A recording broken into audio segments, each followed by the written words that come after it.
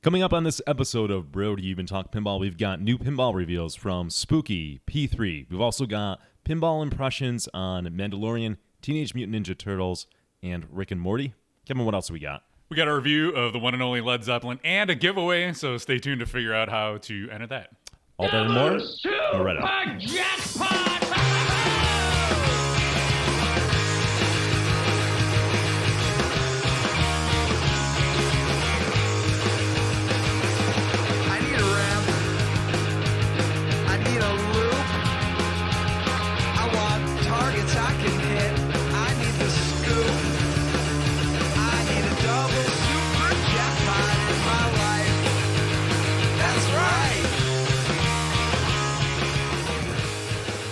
And now, the Hall & Oates of pinball podcasting, Nick Lane and Kevin Manny of Buffalo Pinball. Whoa, boom shakalaka. Wait, thank you, Tim Guthrow. I got to turn the mics on, then they work. What's going on, everybody? I'm new to this. It's your boy. it's your boy, Nick Lane. Is that how you Kevin do the Manny, YouTube? coming at you. You know what we suck at, Kevin? We never say, hit like and subscribe. Yeah, you got to say that at the beginning, and we have to have like a little thing pop up. But you do. When I watch videos, it does kind of work. You like, do it? Yeah, sometimes. I make a point not to do it. You're because a jerk. I'm like, you're a jerk. Well, if I like it, if it's somebody I watch a lot, I don't always thumbs up and stuff. And I'm usually not a jerk on a thumbs down thing. So like, yeah. So if you guys actually like this show and you appreciate what we do, that's something you can do. That's something you can do. And you watch it on YouTube. It helps with the algorithm, right? That's right. Leave a little comment down below. That's the other thing you're supposed to do. Yeah. All right. I think we're good. We'll do one of these again next year. What's up, everybody? Welcome to another month of Bro Do You Even Talk Pinball. We're still in person, doing it live, and we got a lot to talk about this month. We got Mandalorian impressions. We got some catching up from COVID stuff with TMNT and Rick and Morty. We're going to review Led Zeppelin. You guys are going to be mind blown with what happened between last month and this month regarding Nick Lane. Oh my and God! Led Zeppelin. Yeah, this seems like a year ago. Yeah. So okay, lots more coming up. But first, let's thank our partners.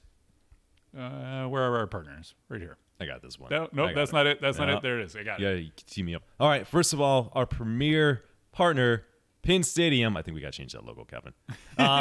Pin Stadium. Pin Stadium makes lighting kits for your pinball machines that are app controlled. Fantastic. You're in danger. Once you get one, you're going to want one for every machine you have. And look, you could save some money. Use coupon code Buffalo, and you get 10% off. Pin Stadium, one of the best mods you can do for your pinball machine. Speaking of mods, we got the Mod Couple Pinball.com. Mod Couple Pinball. I say this every time. I'm not a big mod guy because I like my games to look like there's no mods in it, right? Like I want it to look natural from the factory. Well, that's why I like Mod Couple Pinball, because the mods they make are kind of seamless. They look like they should have been there from day one. TheModCouplePinball.com. Yellowbird on Pinside. Fantastic guy. I noticed that he's been, I was creeping. I saw his post, and it says how many years somebody's been on Pinside. He's been on Pinside 17 years, I believe. He's an OG. That's crazy. Yep. All right, there you go. Flipping out pinball. Once you go Zach, you never go back, says Dr. Ben Crane. And I purchased my first pinball machine from Flipping Out. This was the first opportunity that I had. I got Deadpool in 2019, but that was from Stern Rewards. So I really got to test drive the Zach Meny experience. And my God, is Zach can put to use, because I've got some issues with my machine. We'll talk about that later. But he's been fantastic. He's been super responsive.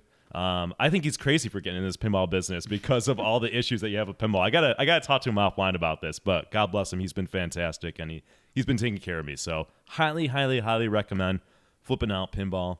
That's flippingoutpinball.com when you're ready to buy your pinball machine. Pinside. I've been back on Pinside. Yeah. I've been so fucking pumped, dude. I've been like I have like pent up like pinball from the COVID sabbatical, right? like I've been out of pinball, I feel like, during COVID, but all the energy's built up. I'm arguing with people on Pinside. I'm active on Pinside. Like, holy shit. I'm a little scared there's so much energy around it, but we love Pinside. Pinside is, when I got into the hobby, that's my first stop, and I'm still there. Great site. Jersey Jack Pinball, World Under Glass, most beautiful pinball machines on the planet. You got the new Guns N' Roses, you got Pirates, you got Wonka, you got The Hobbit, Wizard of Oz, dialed in. Fantastic machines. Pinball EDU, go to pinballraffle.org for your chance to win every month a brand new pinball machine from Stern. It's only $40 for that. That's a good deal, and it's going to go to charity, your money. So it's like a total win. Community Beer Works, the most delicious beer in Buffalo. They also have pinball machines operated by Buffalo Pinball and Arcade. Oh, yeah. Boom. Tilt Cycle, Dan Burfield, one of the OG sponsors, makes pinball art. That's my go-to. If I'm going to have any art in my game room, it's going to be Tilt Cycle. He is awesome. Comet Pinball, cometpinball.com. Again, lights, LED lights. I put an order from them, received it in no time. They take care of me. I had some questions like, what bulb would look good here? Or what should I put here? And they got back to me super quickly. Comet Pinball, fantastic support. Pinballmix.com if you want a custom audio music mix in your pinball machine. Pinball Mix will do a professional job of that. It is seamless. It sounds like, it's not amateur, man. It sounds like as good as the mix that Stern will do. You provide the audio tracks to them that you purchase and own, and he will work his magic. Again, a lot of these folks have coupon codes of Buffalo, so type it in there. He's got a 10% off, plus a free Easter egg when you type in Buffalo. And then our favorite, last but not least, Titan Pinball, another OG. Titan Pinball, I put in a lot of orders for Titan. Because I keep on forgetting something, so it's like I had it's 3 orders coming in from Titan Pinball. Super fast with their shipping. Fantastic. Get those silicone rings. Silicone. Did you use coupon code Buffalo when you Hell placed your yeah, order? I fucking did. Yeah, hell yeah, baby. 10%. There you go. He's seen a lot of Buffalo coupon codes lately. It's really paying off. All right. Thanks for letting us pay the bills. We love our sponsors and supporters and stand by them. So let's get with the show. Let's do this. Here's the tip. It's the latest pinball news. So hot, it's on fire. All right, the first item up for bid, without going over, is Halloween and Ultraman coming from Spooky Pinball. So they announced not 1 but 2 pinball machines. They're reskins of each other. So it's 1 layout, 2 themes. They're going to do 1,250 Halloweens and 500 Ultramans. So that's 1,000 more than they did for Rick and Morty, which seems like a lot considering they're a pretty small boutique company. Hopefully they're ramping up their production. But this is we'll take a look at Halloween first here. Here's the cabinet on the left. And there's the right. It's got art on the right. So this is a design by Chorus Barlov, which was like, they didn't even put a name to the design, which is a little head scratchy to me. What do you mean? They didn't. They just like made up a fake name for the designer. Oh, the playfield designer? Yeah. Oof. Yeah. That's a little concerning. Yeah. The art is by Jason Edmonston on the Halloween edition, and it's by Matt Frank on Ultraman. Software by David Fosma and Bug Emery. So Fosma, who's done some spooky work before, and Bug, who is Charlie's son. Music by Matt Montgomery. MSR, so they're doing 3 editions this time. The MSRP is $69.95 for a standard, $79.95 for the Bloodsucker edition, and $89.95 for the CE, the collector's edition. That's a new level for them. What's the bottom level? How much does it cost? $69.95, so 7,000. Oh. 7,000, 8,000, Oh my and God. 9,000. Yeah. Wow. Okay. Well, I'm gonna have a lot to say about Spooky, I think. When Okay. we get to Rick and Morty, so fine. I'll save it for then. Maybe. So that's, we're looking at the Halloween edition there. This is my favorite picture. That is cool. the little Michael Myers creeping out. I from like the that. edges. I do like that. That is cool. Yeah, I feel like you're gonna kind of miss it, but that's Is it the a best bash perspective. or no? He just kind of peeks out Oh. from the side. Oh. Right, see him over there on the left. Oh, does he move or he yeah, comes he, out? he Okay. creeps out. That'd be kind of cool if it was like a bash thing. But Yeah. is it a triple decker playfield? It is. So 3 Oof. upper playfields. Good fucking luck working on that game. Holy shit. Yeah, that's a lot. Hopefully there's no rubbers under that main. I give him credit because you get something different with Spooky. Yeah. Now, difference like that's different. Right. Like it's really in the tone when you say it, but Different could be like Keith Elwin shoots great different, or Yeah. it could be like Houdini bricks. it could all be over the reason place. people haven't done this, right? Right. Like, and I think Spooky's like learning on the job, and that's what you're getting. So I will say that the shots like that ramp on the left looks nice and wide. yeah. So it looks like the shots are a little more friendly. I mean, it's hard to Yeah. say without playing. They look reasonable, right? Yeah. So yeah, that's cool. Here's a shot of the second upper playfield, which looks pretty neat. That looks cool. Yeah, 2 spinners up there, a flipper, and then a little ramp up to the third layer. This is the Ultraman, which I think the art looks awesome on this one. Yeah, I agree. It's good art. Ultraman, I don't even really know who Ultraman is. Yeah. I've seen a picture of Ultraman, but like again, it doesn't really do anything for me. I only know it from I played the Super Nintendo game. Like I rented it when I was 12 or something. I was like, okay, Ultraman, I guess. Well, I mean, I don't know. They sold out, right? Yeah, they sold all People know this Ultramans, stuff. all Halloweens. God damn, man. Yeah. So much money in pinball. Jeez. They sold out without seeing any gameplay, like not even like a gameplay video or a stream or anything, just pictures and the themes. I know in some like Rick and Morty, they've been able to resell it. But I mean, these are a lot of machines. I don't know if they can just pull that kind of stunt. Maybe. Yeah. I don't. Dude, the pinball's nuts. There's so much money and floating around out there in the economy now. I think. I don't know. God bless you. 1,200 is a lot. Like that's a huge step up from 750. Yeah. I mean, really. So yeah, 1,200 almost plus doubled their run. 1,200 plus 500, so almost 2,000 games that they. Wow. 2,000 is a solid run for like any company, I feel like. Yeah, right? it is a solid run. It's a cool idea that they basically are releasing two. I mean, like they did the right move, right? Yeah. You know, they sold out again. They picked themes that obviously there's enough of an audience for. It's kind of nice they're able to use one layout and rules and just swap themes. So that's okay. I mean, it's a good idea. Yeah, it's a smart move, like especially when you're a small company. If you can cash in one design on, it's because themes are very like personal. Like if you have a great connection with Halloween and you love that movie, you're gonna go for that one. Or if you love Ultraman, you're gonna go for that one. I don't see there being a ton of crossover in those two audiences. Maybe there is.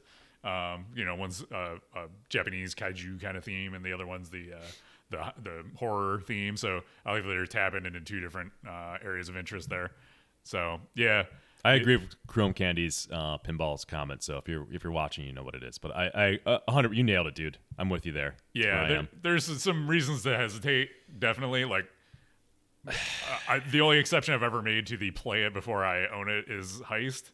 But I had already played the P3, so I knew I liked the P3, and there were other platforms on there. And we were in the middle of a pandemic, and I really wanted to play it. So that's my exception to the rule.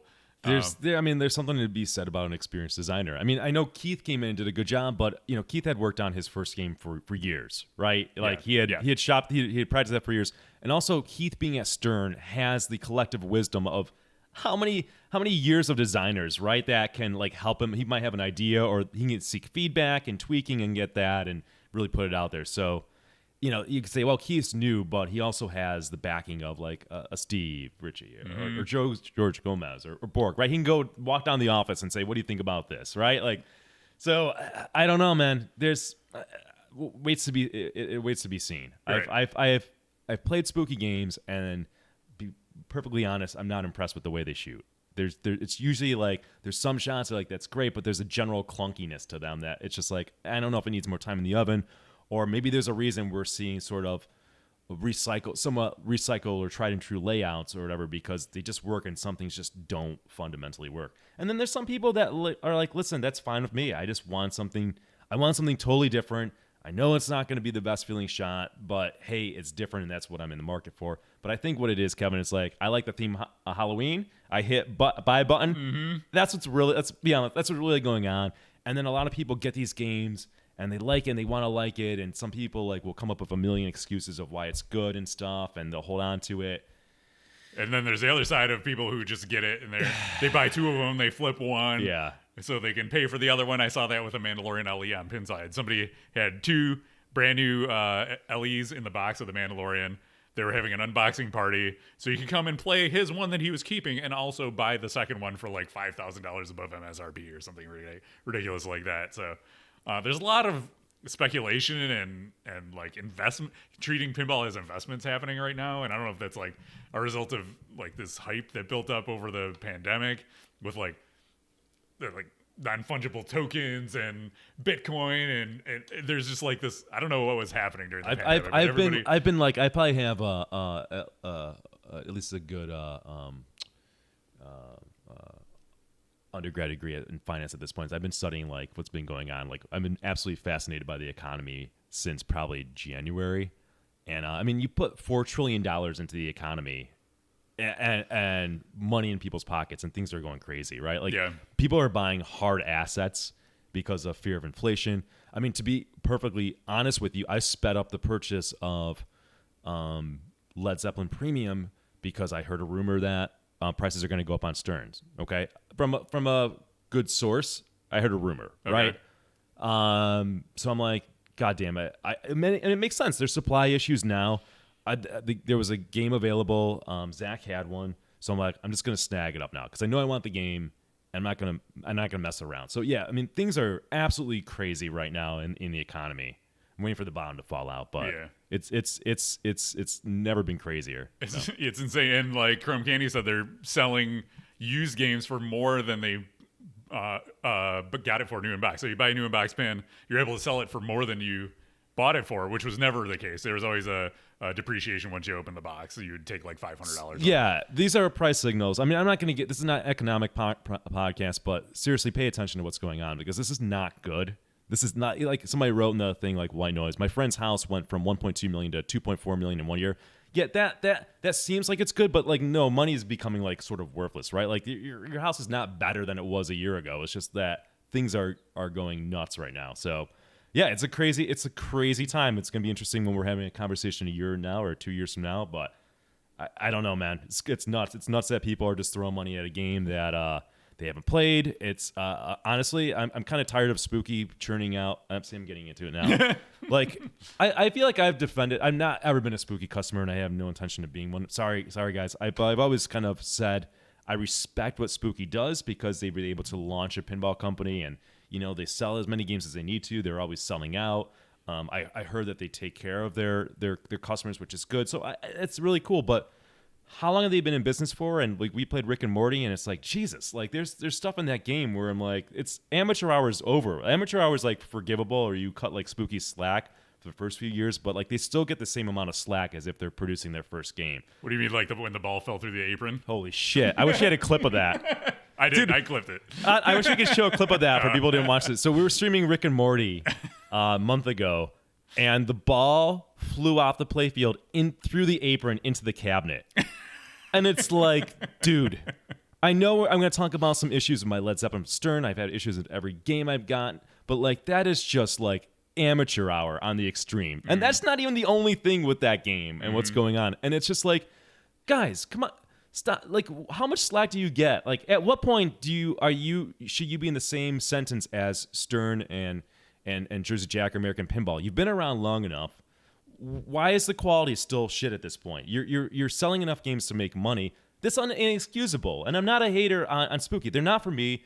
I respect what they're doing, but come on. The ball should not be flying in the cabinet like that. That's terrible. Then you have the what happened with the playfield? The playfield was too thin. Oh, right. So like thinner than normal size playfield. So the flippers were like way higher than they should have been. Were too tall, and it's just like stuff like that. It sort of breaks down, and it's like it becomes amateur. But now the game's like $7,000. So I don't know. This is why I don't see I shouldn't say never, but they have to really become a different company for me to seriously look at a game. Now, look at it's working for them. They're making money. So what the hell does Nick Lane know? But I'm in that camp, right? I'm in that camp where I'm like, no.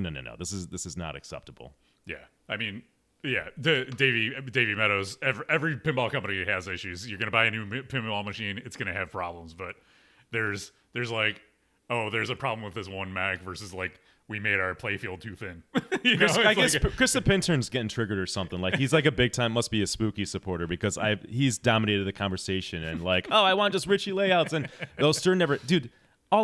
Here's the balance. All I do is probably talk about Stern issues, right? Like, and I'm not a Stern basher. I want more of that. I've been super easy on Spooky. Super easy. You can go back and listen to every podcast. I'm always like couching it. I respect Spooky and what they're doing like all the time. And like finally it's like, no, this is fucking bullshit. This is bullshit it's happening. So this is just me bottling up and it's like, no. They're charging more than what Stern charges for a game and the quality is worse than that. So there you go. All right. All games that we getting are just garbage. Let's be honest. They're all garbage these days. The quality control on all these machines are from every manufacturer is pretty fucking abysmal. They need to get better line workers. I feel like, they don't want to pay their line workers enough to get people who actually care, so they just get people to put these machines together. There's probably high turnover, so you train somebody to build these games, and then you got to retrain somebody else. And well, I would say, yeah, you're right, Kevin. I would say, and I feel like somebody's excuse is like, well, look, the economy is crazy right now, Nick. You just said that, and it's hard to find good workers. No, I've been buying games for 10 years. This is nothing new. This is just like, I don't know. Yeah. But Spooky got let off the hook for a long time, and I'm saying it's bullshit finally. So there you go. They're not a sponsor or anything. I was charitable to them because I respect the fact that they're able to build a company from ground up, deliver games, ship them. But there you go. So yeah, they're worse than Stern. All right, Stern is still inexcusable. I'll hammer it. Don't worry, Chris. I'll hammer on them. We'll fucking get there. All right, one step at a time. You don't need to defend Spooky. Chris is pushing the buttons. Here's the deal. We can call out everybody. How about that? We can call out. We can praise people when they do a good job, which I just praise Spooky in for selling games and picking things. But I can also criticize them for the stupid mistakes that are still occurring and shouldn't. Right. There you go. I'm fired up today. All right. It's going to be a good podcast. It came in hot. Do you want to share why you were late to the podcast? Or No. No. You had a good story last time, so. Not as good. Not as good this time. All right. Story number 2 is, let's see if there's any other pictures. Oh, yeah, right here. Silver Falls. So I had the honor of revealing the brand new mini game for the Multimorphic P3. It was a couple Mondays ago on our stream. It's Silver Falls, developed by Nick and his daughter Sophia Baldridge.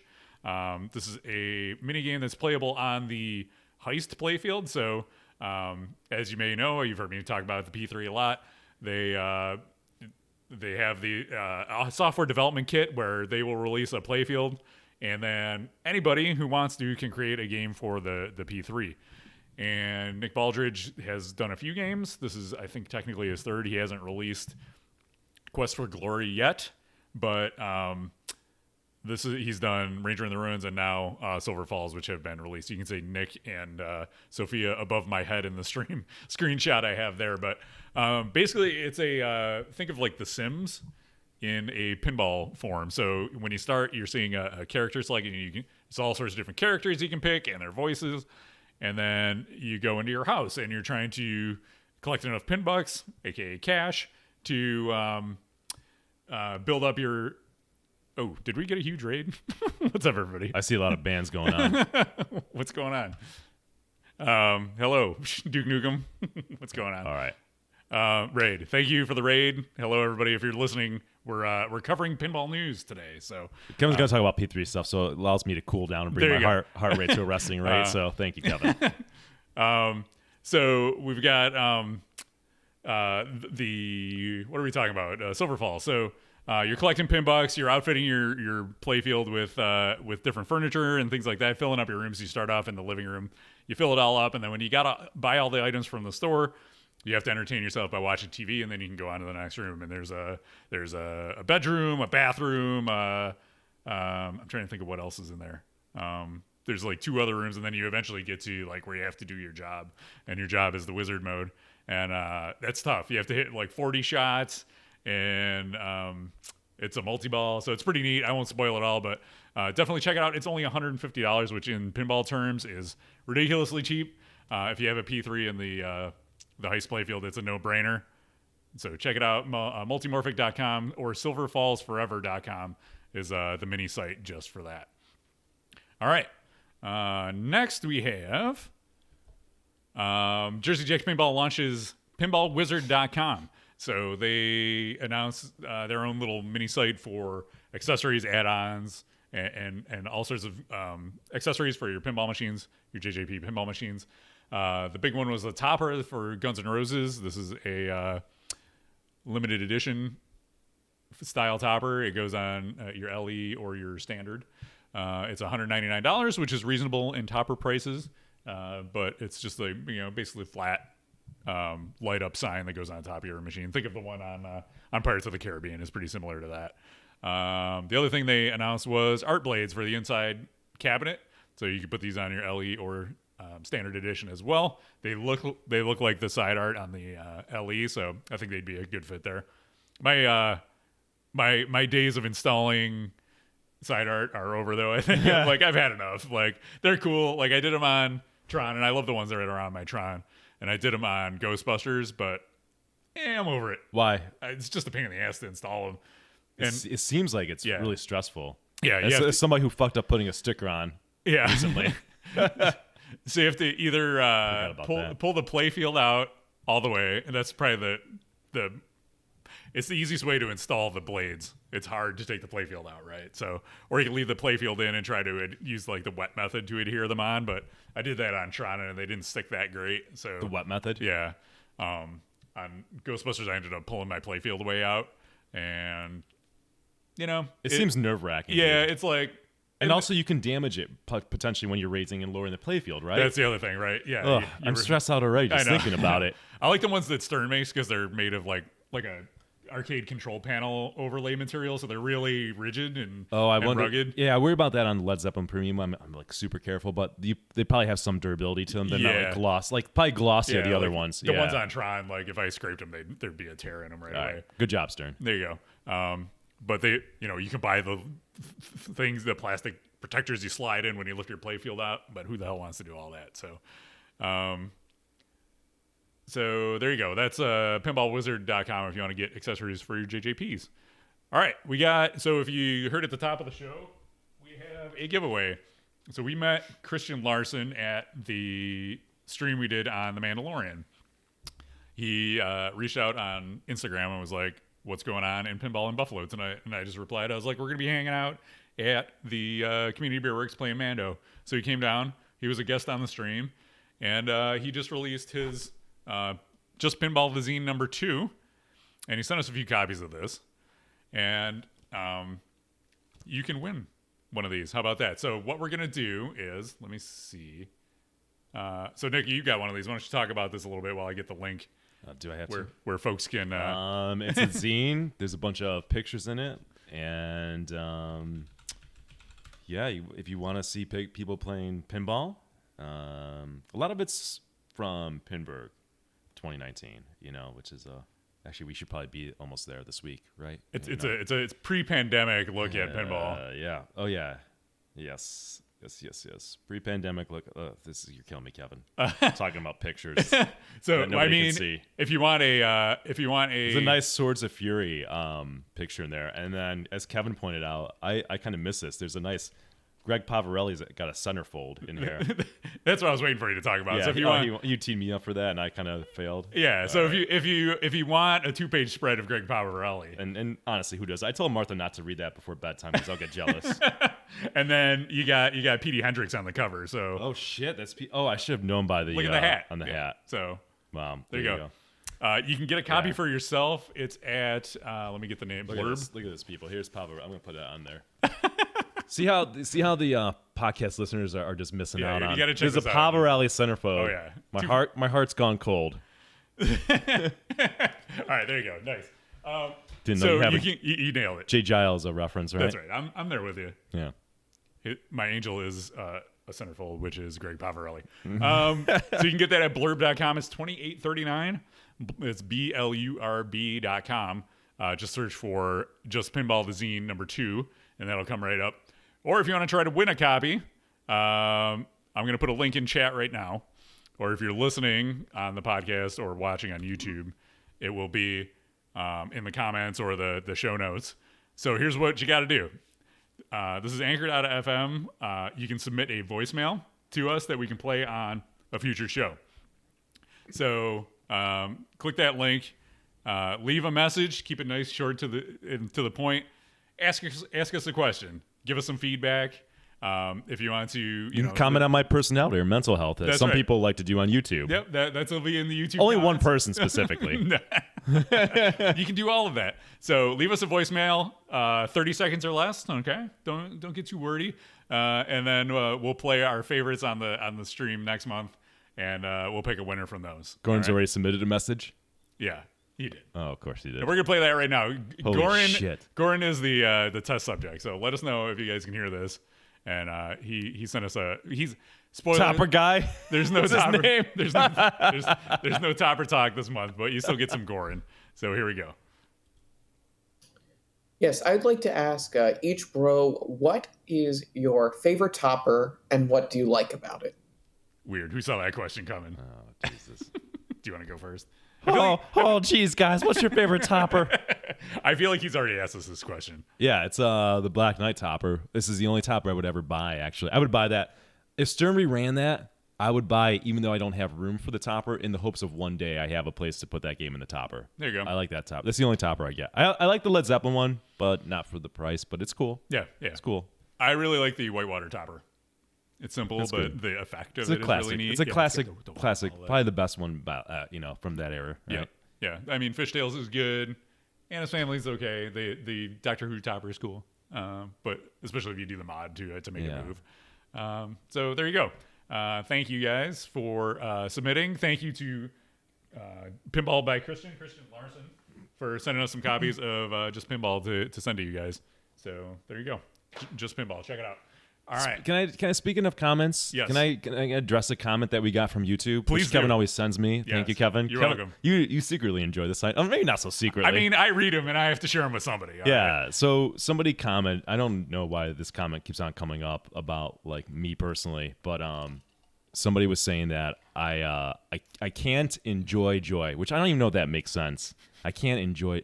Wouldn't you say I can't experience joy? First, all right, I'm getting upset about that. But I was like, okay, I can't enjoy joy. Like I believe in like know thyself and an unexamined life isn't worth living, and being introspective and saying, oh, is it possible I can't enjoy joy? Maybe there's something profound here. And then the reason was because I didn't like Roller Coaster Tycoon.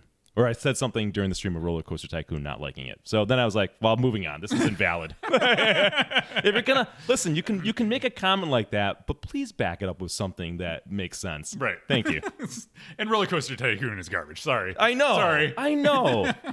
I'm not going to go into Roller Coaster Tycoon. I don't even know what the hell I said during that. The layout's fine. It's like the scoring's just kind of not good. Code is terrible. Yeah, code is terrible. Put it in a tournament and watch everybody trap up until they get to the wizard mode. Yeah. Super fun. Maybe I've been playing pinball for 10 years and know a little thing about a thing. And I've played hundreds and hundreds of games, and I know a little bit. And I try to help people out and say, look, there's issues with these games, and here's why. Mm-hmm. Here's why it's preventing me. Everything's supposed to be amazing, Nick. You're supposed to love everything. Yeah. Well, there's so many pinball machines to play. Why waste time playing a shitty one? Right. And if you enjoy it, that's great, man. Like, listen, I'm a basic bitch when it comes to wine. Like, I know people can distinguish, like, oh, this wine is like, what's the flavor profile of this? I'm glad that I'm blissfully ignorant with wine, and wine makes Nick get drunk, right? Like that's fine. Like, I don't want to become an expert in wine, so every wine can bring me joy, and that's great. And I don't want to ruin that experience. But in pinball, I'm the sommelier of pinball, right? Like, I have fucking analyzed it. I've been playing it forever. My whole hobby, I'm doing these stupid shows and podcasts and talking about and getting upset when a fucking ball falls in the cabinet. That's my thing, man. I'm trying to help people so nobody buys a Roller Coaster Tycoon, or if they do, that they know that it's going to be pretty shitty rule-wise when they figure it out. But if you enjoy it, that's great, man. You are the basic bitch of pinball understanding. Like, I'm the basic bitch of wine drinking. I was chatting with Skip, Rudy, and Tuna about YouTube comments, and people they lose their mind if you don't have the same opinion they do. So if they think a game is garbage and you call it great, they're going to call you an idiot. If they think the game is great and you don't like it, they're going to call you an idiot. So I love the comments. It's insane. Which all right. Anyways, you're going to talk about Pinball Hall of Fame. I'm going to go to the bathroom. that's how much Nick wants to talk about Pinball Hall of Fame. All right. So this would be a good one though for Nick. All right, he'll be back. So the Pinball Hall of Fame grand opening was on July 1st, and so they had a proclamation. It was National Pinball Hall of Fame Day in Las Vegas that day. So I think that's the mayor of Vegas there with Tim Arnold from the Pinball Hall of Fame. If you hadn't heard, they just opened up a new location right on the Strip. You've probably seen the massive sign that says Pinball. It's like a 2-story tall sign that just says Pinball. So they opened up their new location, but apparently not. In addition to the grand opening, there was also a possible grand goof up. I found this from Vital Vegas on Twitter. They say, stunning revelation from Tim Arnold, owner of the Pinball Hall of Fame. The survey company botched it. So $10 million is on. Sorry, this tweet is hard to read. The 10 million building is on 8 feet of land owned by Dream Hotel. So that's the neighbor. Everybody's lawyering up. So Nick's returning from his break. What do you heard the story about the Pinball Hall of Fame screwing up their survey and like building on 10 feet over the property next door? Yeah, they didn't. They probably weren't not knowledgeable of who to pay off or bribe to get this to go through. And now the mafia out there or whatever is putting screws to them or something. Sorry, 8 feet of land, not 10. It was a 10 million building, That 8 sucks, feet of man. land. They're lawyering up. Hopefully they don't have to do anything crazy. Hopefully they can just pay some money to the neighbors or here's I can relate. Our fence is actually over our neighbor's yard a little bit because the survey company screwed it up. But we just have an agreement. We have a fence agreement with our neighbor, and we're like, that's cool. We're cool. All right, that's actually your land, but our fence is going to stay there. Cool. All right. Yep. So hopefully they get that all cleared up. But that kind of stinks. One thing I didn't put on here was, did you hear the pinball the banning museum of pinball? Did you hear? No. What's going on with them? So the former host of Indisc, they're closing. They're selling all their games. Where is this located? In Banning, California. I don't know where that is. Southern California. It's called okay. The Museum of Pinball. It's where Carl's Indisc tournament would be every year. They're closing? Yep. It's massive, like this huge collection of games. It looked amazing. Why? So there's a pot company moving into their building somehow. Somehow this is happening. Seems like a godsend, right? Yeah. Like seems like that's a good thing. Mm-hmm. And they were supposed to move to another location, but that location backed out or something. I don't know. Okay. I don't have the specifics in front of me because I didn't look it up for the show. But so there goes another massive pinball collection just getting sold off and parted out and disintegrated. It seems like the only real big collection anymore is going to be the one in Ann Arbor, the VFW. Wow, man, this is a weird time for pinball, man. Like in some ways, like games are selling like crazy, right? Like, were you telling me that Stern is like backed up by like 7,000 games or something that they're? I heard maybe somebody was telling us that. I think it's like a rumor of a rumor. Yeah. Somebody said like Gary Stern said on a so like just take that as a huge asterisk. But like we know that pinball machines are selling like crazy now, Yep. and yet we lost Pinberg, and it's a weird time. And pinball like crazy, crazy time for pinball. Yeah. It's both. That sucks. We know what I don't see it on there, but I should highlight that. A couple weeks ago, we put up a video of a game room tour of Dr. Ben Crane's collection, which I don't know, he's got probably like over $100,000 worth of like machinery in there, and it's impressive, man. I have a lot of respect for Ben because he goes nuts on his games, and he's got like all LEs and CEs, and he's got his games modded out and like tastefully done, and does a lot of his own stuff, right? Mm-hmm. Like he's not just gluing things in there. He created it himself. Super nice guy. Really nice to host us and have us over there to play his Led Zeppelin, then shoot a video. But check that out. That's like, people love that video. It's on our YouTube page. You want to see like an amazing collection, head over there. Yeah, that's a good opportunity to talk a little bit about our YouTube channel. We've been doing some exclusive content for YouTube lately. So yeah, I did the P3 video where I do like the in-depth, like take it all apart, show you how it all works. I did the Guns N' Roses Pin Stadium, like installing the lights so they attach to the playfield, show you how to do that. We do the game room tours. So the game room tours are actually some of the most popular things we do. And we're going to do some more of those in the future. So we're going to be doing one with Mark Nagy coming up soon. Hell yeah. So looking forward to that. There you go, Dr. Mark. We're just warming up to him. Dr. Ben was a warm-up. He is an opener for Dr. Mark Nagy. That's right. We're getting all the doctors. That's right. Stacking the deck at the top. Yeah, and if you guys have a game room that you want us to stop over and film and record, let us know. I mean, obviously we're in Buffalo, New York, so it's in reason, or we're traveling to a show and it's close by, or we got to pass through that. We're open to considering that. You can message us at buffalopinball@gmail.com. Cool. All right. So why don't we? I'll jump ahead and we'll say Deeproot has still not shipped a game. No. Just yeah. Another month has passed. If you're keeping nobody's track, gotten their games yet. No games have shipped. Are they still spitting excuses? Or they just stopped. I think that? They even stopped. They can't even manufacture excuses anymore. Yeah. It's funny, but it's not. Yeah. It's so funny, we're just gonna keep not. tabs on that every month until something happens. Either way. Yep. All right. And at least Spooky's got games where the ball could fall into a cabinet. Exactly. He can't fall into the cabinet if there's no cabinet. Yep. All right. They'd be so lucky. Yeah. Let's catch up with some games that we've been playing that we didn't have a chance to. Right. Before we start, let's get this on. Let's all get on the same page, right? Oh my God. This is we're gonna make this official. We will. Because we have to, because people are dumb. Oh my God. These are impressions. These are our first impressions. This is not a review. We've played the game a couple times. We're sharing our experience with you. It's not an in-depth review. Okay? Yes. You will see a review later in the show when we review Led Zeppelin. Let me add to that. Okay.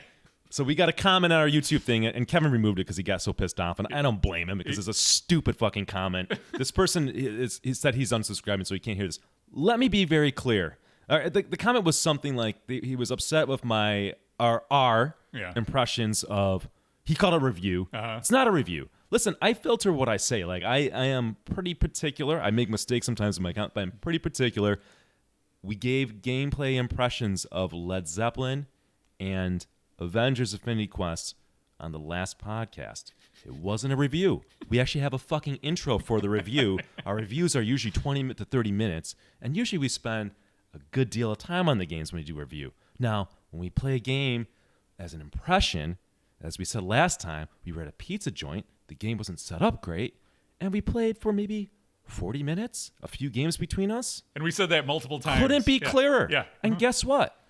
People who have listening skills and they're critical thinkers wrote to me and said, "Hey Nick, I think here's some things you maybe didn't know about Led Zeppelin." Or Frank from Playfield Protectors in Germany wrote a nice email. He sent me a video he made on the rules. Hey, maybe you want to take a look at this. I'm sorry you had a bad experience, but I think it's a good game. You might want to take another look. And look at that's a good reply. Yeah, there you go. Guess what? I bought the fucking game. Oh. But this guy's like, I'm unsubscribing. So he's gone. He doesn't get to hear the thing where I went and bought the game. Yeah. And then we're actually going to do a review. And spoiler alert, I really liked it so much that I bought it. So this is an impression. We might have different views than your game, but in impressions, we have not spent a lot of time on it because maybe we don't own it or it's during a live stream. Right? You get that? This is for like the two people out there that I'm sorry for everybody else who has to be punished by stupidity and ignorance. I got to do this. This is coming in hot, Kevin. Oh, yeah. We got Nick fired up. Yeah, that guy caught me at a time when I was just like, boop, see ya. Yeah. He caught you at a bad time. I was like, let me handle this. I was like, if you're unsubscribing from me, I'm unsubscribing from you. I hope he's fair. Fair to me. It's too bad he won't stick. Imagine he's not going to listen to this video where I went and bought the game. Yeah. Like, guess what? He probably didn't unsubscribe. He's probably going to hear this. So. Well, he can also hear that he needs to work on his listening skills because we painstakingly try to do this. But we're going to have to put a disclaimer now. We're going to literally have a disclaimer. We're going to have it worked on. So this is impressions. Impressions of 3 games that what is this, Kevin? Is this a review or is it impressions? Not a review. This is We're not going to run the reel, intro reel that says it's a review, that we paid somebody to do an intro reel for us for reviews. Yeah. We're not going to clip this and put this as in the review under reviews on YouTube. We're not going to do that. Okay. All right. Zap is a first time caller here. Zap, these are impressions. Oh, you came in at a great time, Zap. Oh. All right. So we're going to talk about 2 games that we didn't get to play during the pandemic, which are Ninja Turtles, Rick and Morty, and a new game from Stern, which is The Mandalorian. So where should we start? Ninja Turtles? I think that we played that one the most recently. Let's start in order. You want to do Mando? Oh, okay. Yes. All right. So we played Mando. Here, let me set the table. We played Mando. We went to the community beer race and played it for about 2 hours on the stream. You still got that beer, right? Yeah. Which means we each played it a few times, but we got to watch each other play. We saw a lot of the rules. Some of us got to one of the mini wizard mode. So I feel like we got a good feel for the game from a first impression standpoint. Yeah. Yeah, it was a pro. This is the pro. Thank you, RLM, because that'll be maybe not enough to do a really great review, but enough to get a good feel for it. Yeah. And it was set up good because I set it up. Yep. You clean it. I cleaned it. It was new. Working. It was running the latest code at the time. Uh-huh. Anything else? I think that's all the disclaimers. You weren't getting glaucoma from having being in a pizza joint that didn't have any vents. I was not. Yeah, my eyes were not watering and tearing up. We had favorable circumstances. What we were trying to say. Yeah, you might call this a first impression. Yeah, that might be a thing. It might be a thing you want to call us. All right, so I feel like my first impression it was what I was expecting of the game. It looked good. The shots were fun and different. The sound was pretty good, and then the rules are kind of It's Dwight rules, right? I feel like that's kind of where I was at. The lanes up at the top left seemed like a waste. They didn't really go up there much, and I feel like that's maybe on the LE and Premium. That's why they put the magnet in front of Grogu to drop it in the lanes, because It almost never goes there on its own otherwise. If you want to get a multi-ball, you shoot the swing and dong a couple times, and then if you want to do it again, you do it again. You shoot that thing like 16 times and you do like a mini wizard mode. Yeah. And that was kind of anticlimactic. I didn't even realize that we had done it because there was little to no fanfare when we got there. Yeah, you're right. You're right about that. The back area with the flipper, I felt like that was okay. You weren't back there a long time. You know, the mini playfield in the back. Yeah. You would kind of bash it around, and if you were doing okay, you could control it a little more. But if you just kind of flail away, it's gonna donk out of there pretty quick. So I liked that little playfield back there. Like, it's cool because it's sort of like it's tough. It's challenging to keep it up there. It's not like the AC/DC under playfield, which is really boring. Like I avoid that. Mm-hmm. The only thing that I get the impression, especially with that, is that I feel like it's becoming a chopping wood scenario where completing that and going up there a lot to kind of get to the real end of the game wizard mode. You got to shoot that shot a lot. When you shoot it up there, it holds it for a second, then drops it in. Sometimes it trickles out without even getting on the flipper. Mm-hmm. Sometimes you only get a couple flips. So you kind of I feel like you get into a point in that game. And again, this is impressions. I feel like you get into a point in that game where you're just going to have to focus on it, and that doesn't become fun. Shoot it up hopefully you hit it up the middle round. It's going to hold it for a second. Hopefully it hits the flipper. Hopefully you can get enough shots off to complete it.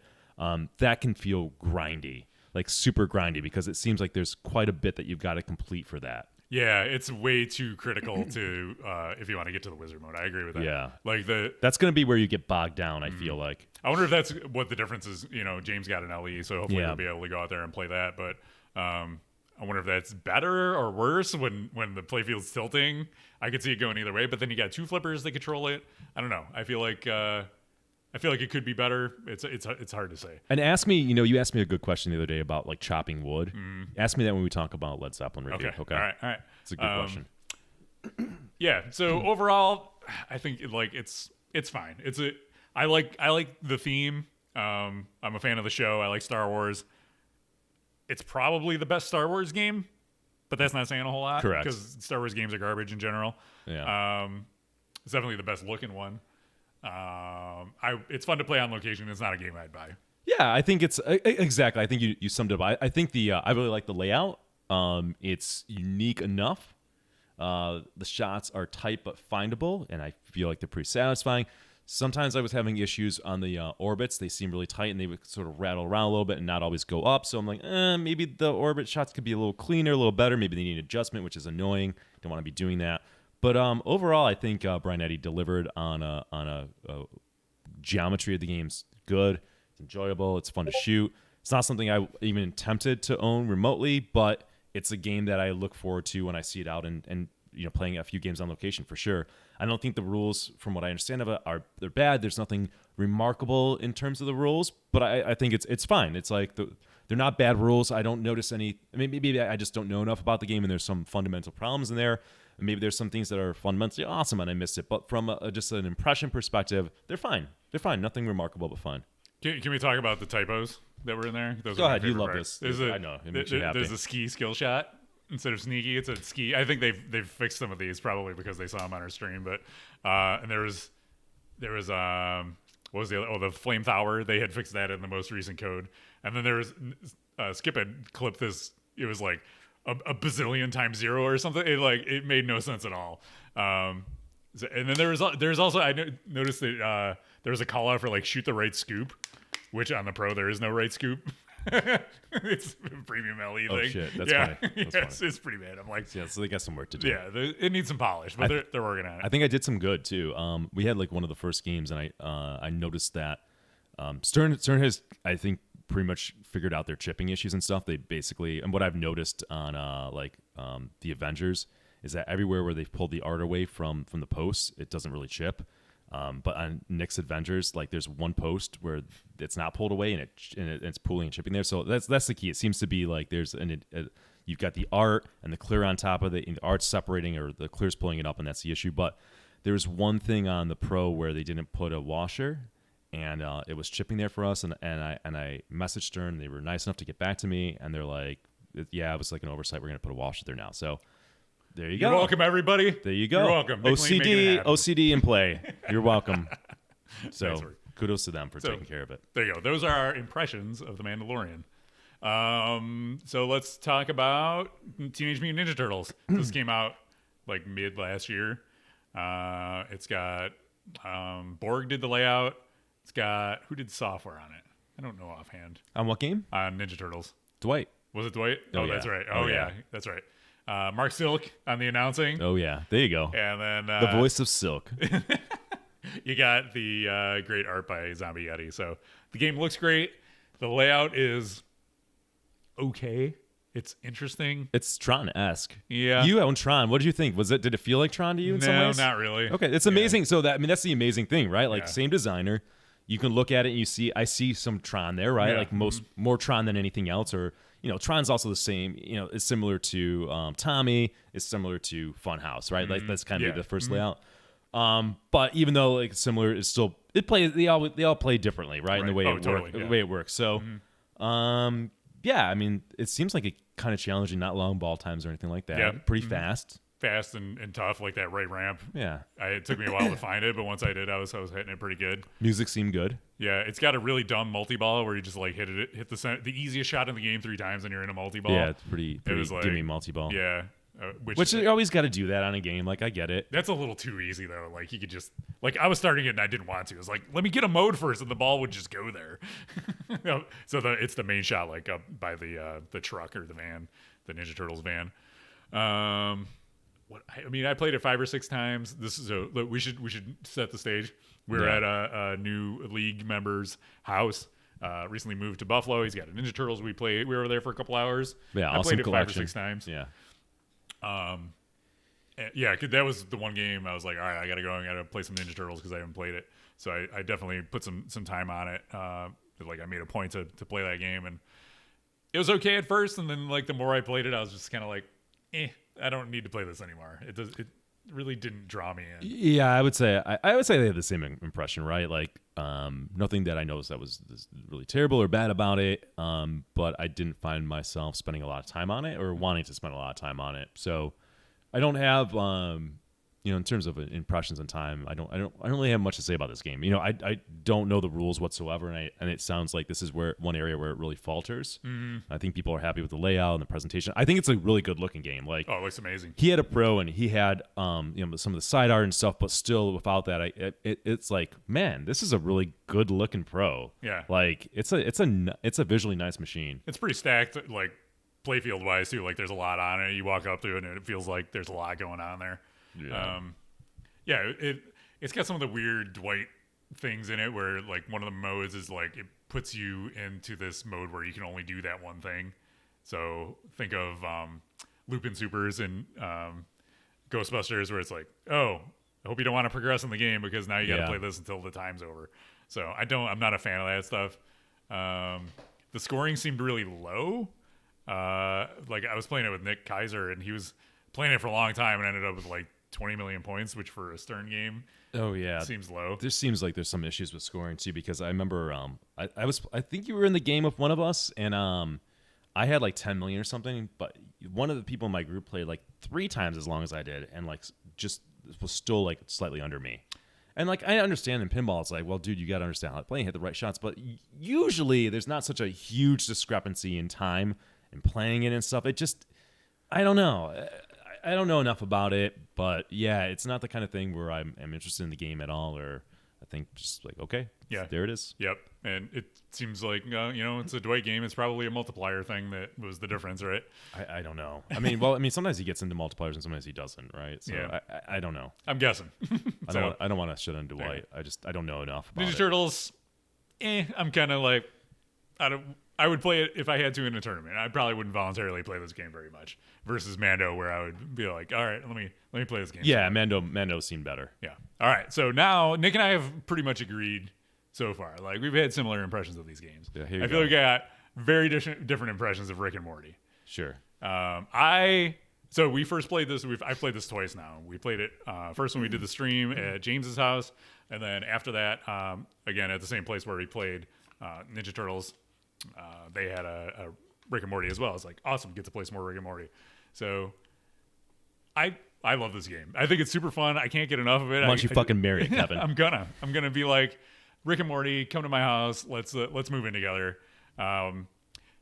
It's I don't know. There's something about it that I really like. It's hard, but this has a unique layout, but in a fun way. It's not like a unique layout in a Houdini sort of way. I feel like it's more. It's kind of like a blend of TNA and I don't know. It's like TNA with ramps is kind of how I feel. It's brutal like TNA, but it's got more modern feel to it, which makes sense because it's done by Scott Denisi. I would just find myself pushing the start button on this over and over. I feel like the music's really good. The art's fun. The second one we played is actually the Bloodsucker, or the first one was the Bloodsucker edition. The second was the standard. I actually kind of like the standard better. The armor on the Bloodsucker edition has like a weird cutouts on it, and they kind of felt weird on my fingers, which I was not a fan of. So I kind of like the standard on that. The big issue with it seems to be the build quality, right? When I for me, that's for Kevin. For me, the second one we played, it would take multiple times to try to launch the ball, and I was like, well, you just need to up this. I was talking to the owner, and I was like, why don't you increase the power to the plunger, the kicker? He's like, well, if you do it too much, then it plunges all the way around and you can't hit the skill shot. So he's like, well, apparently there's a new wire form you can get from Pinball Life to replace the wire form out of the machine, which doesn't work the way it's supposed to. It's like, well, that's a problem. And then, I know a few people who own it, and there's a lot of dialing in and tweaking, and some people have replaced switches because switches perform better. We talked earlier about the ball falling in the cabinet. So that's like the one. Well, that and general code on Spooky is concerning to me. I feel like the code that's there is fun.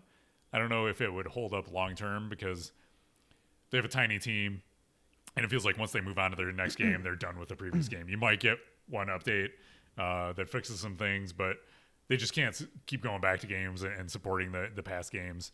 So I would take it for it is what it is right now. And if you like what's there, grab it. But for the price that it commands, man, these games are going for like 8, 9, 10 grand. I was like, I can't justify that for this game. So I like it a lot. Would I buy it? Maybe I'd trade for it. I do worry that long term about it holding up rules wise, because I think Skip was telling me like when you get to the wizard mode, it's just like pick a mode you've already played. Does he have one? No, but he was watching a stream or something. Okay. Has Skip played one? No, he hasn't. All right. He's defending it, but he's not played it. So I would say play it, Skip, and then see what's up. Yeah, and then so the software and the overall build quality of it isn't going to hold up over time. I know Skip did have a TNA, and he was having problems with that all the time. So I think he's learned his lesson. It makes me hesitant to go into Spookies, but I like the game. I think it's fun. I keep playing. I would play it any chance I got. Okay. All right. Well, I had a different experience. And I mean, the build quality is one thing we talked about. And I'll start by saying good things. I mean, obviously it's Rick and Morty. I like the show. I think when you initially step up to the machine, it looks pretty good. I don't love the art on it necessarily, but whatever. I mean, it's just colors and stuff. Obviously, it's funny because they took clips from the show, but they also have some custom call-outs, like when when Rick yells like Lion Man. That's fucking hilarious. Yeah. Like, and I didn't know was in there. The humor is the kind of thing with a humor or joke. I mean, how many times does a humor and joke work in a thing? So that once that wears thin and you've heard it, then you can really roll up your sleeves and say what's in there in the game, right? And it's going to be rules and the shots, and then you can say even with the build quality, you can fix a lot of these things. So let's get straight to the rules and the shots. I don't know the rules well enough, so I cannot comment on that because I'm just playing it during a stream and feeling it out. And also, it could be the way James has set up his games, but I had to have some degree of confidence that James knows what he's doing. I got frustrated because there's two particular shots in the game that seemed frustrating. Like there's the left ramp, which I was getting a lot of rejects from, where it would kind of go up, almost like once to make it and come down. Now, there's plenty of games where like you don't hit the shot cleanly, perfectly, it will come up and down. I get that. I've been playing pinball long enough. This just struck me as the kind of thing where it's like, maybe this isn't the best setup or something's up here. Now, for all you people who, before you attack me or get nuts, I played one at another collector's house. We went to Patrick's, and his shot better. So he also had the bushings fixed on his. Maybe there's some other things. Maybe he had the pitch lower. I don't know. That shot wasn't as bad there, and it felt pretty decent. But again, I don't know if it's build quality. I don't know what, but that was frustrating to me. And then the garage shot. I think it's pretty much agreed that the garage shot is not a great shot in the game. It doesn't really work well. You have a lot of times where it just doesn't have enough to make it up there, and it's annoying. I didn't have a good experience. I couldn't walk away from that game fast enough. I even left at the end of the stream when we're pretty much done. I was like, I'm going to go play Zeppelin because that game's fun to shoot, right? Like, so it didn't do it for me. I actually messaged afterwards because I'm like, is this just me? Like, what the hell? I know somebody who's a top 1%. I won't say the name. You know who I'm talking about. I know. He's a top 1% pinball player in the world. Huge Rick and Morty fan. He's got fucking 1 million pinball machines. He knows his shit. I was like, dude, what do you think of this game? And he's like, he's like, if I wasn't such a big Rick and Morty fan, I probably wouldn't have it. I'm going to keep it. But, the rules are pretty not that great. He's sort of like the garage shot doesn't work. He validated that for me. And he's like, if this game came out 10 years ago, it would have been kind of great. But like with what you have, somebody like what Keith's doing and some other games and rules, it just, it doesn't stack up to it. Right. And I think that's the thing. It's like, okay, all right. I mean, I thought that was a good assessment of it. So you'll have to borrow that review from somebody who owns it, loves it. He's keeping it because he's a Rick and Morty fan, but as somebody who plays a lot of pinball, knows what he's talking about, there's things about that just don't work that great. Yep. So. Fair. And I think a lot of those complaints go back into the build quality issue, right? Because it's like, oh, the flippers overheat, so if you put flipper fans on them, then they stay cooler. You can shoot the left ramp more. If you fix the flipper bushings, then you can shoot the left ramp more. So it's one of those things where you got to know if you're getting into Rick and Morty that you're going to have to build the last 10% of it yourself. Basically. Will Illinois is asking me, so you have the same complaint about the Led Zeppelin ramps, right? No, I had that complaint when I played one that was poorly set up. Mine's dialed in, and I love the way it shoots. It's like butter.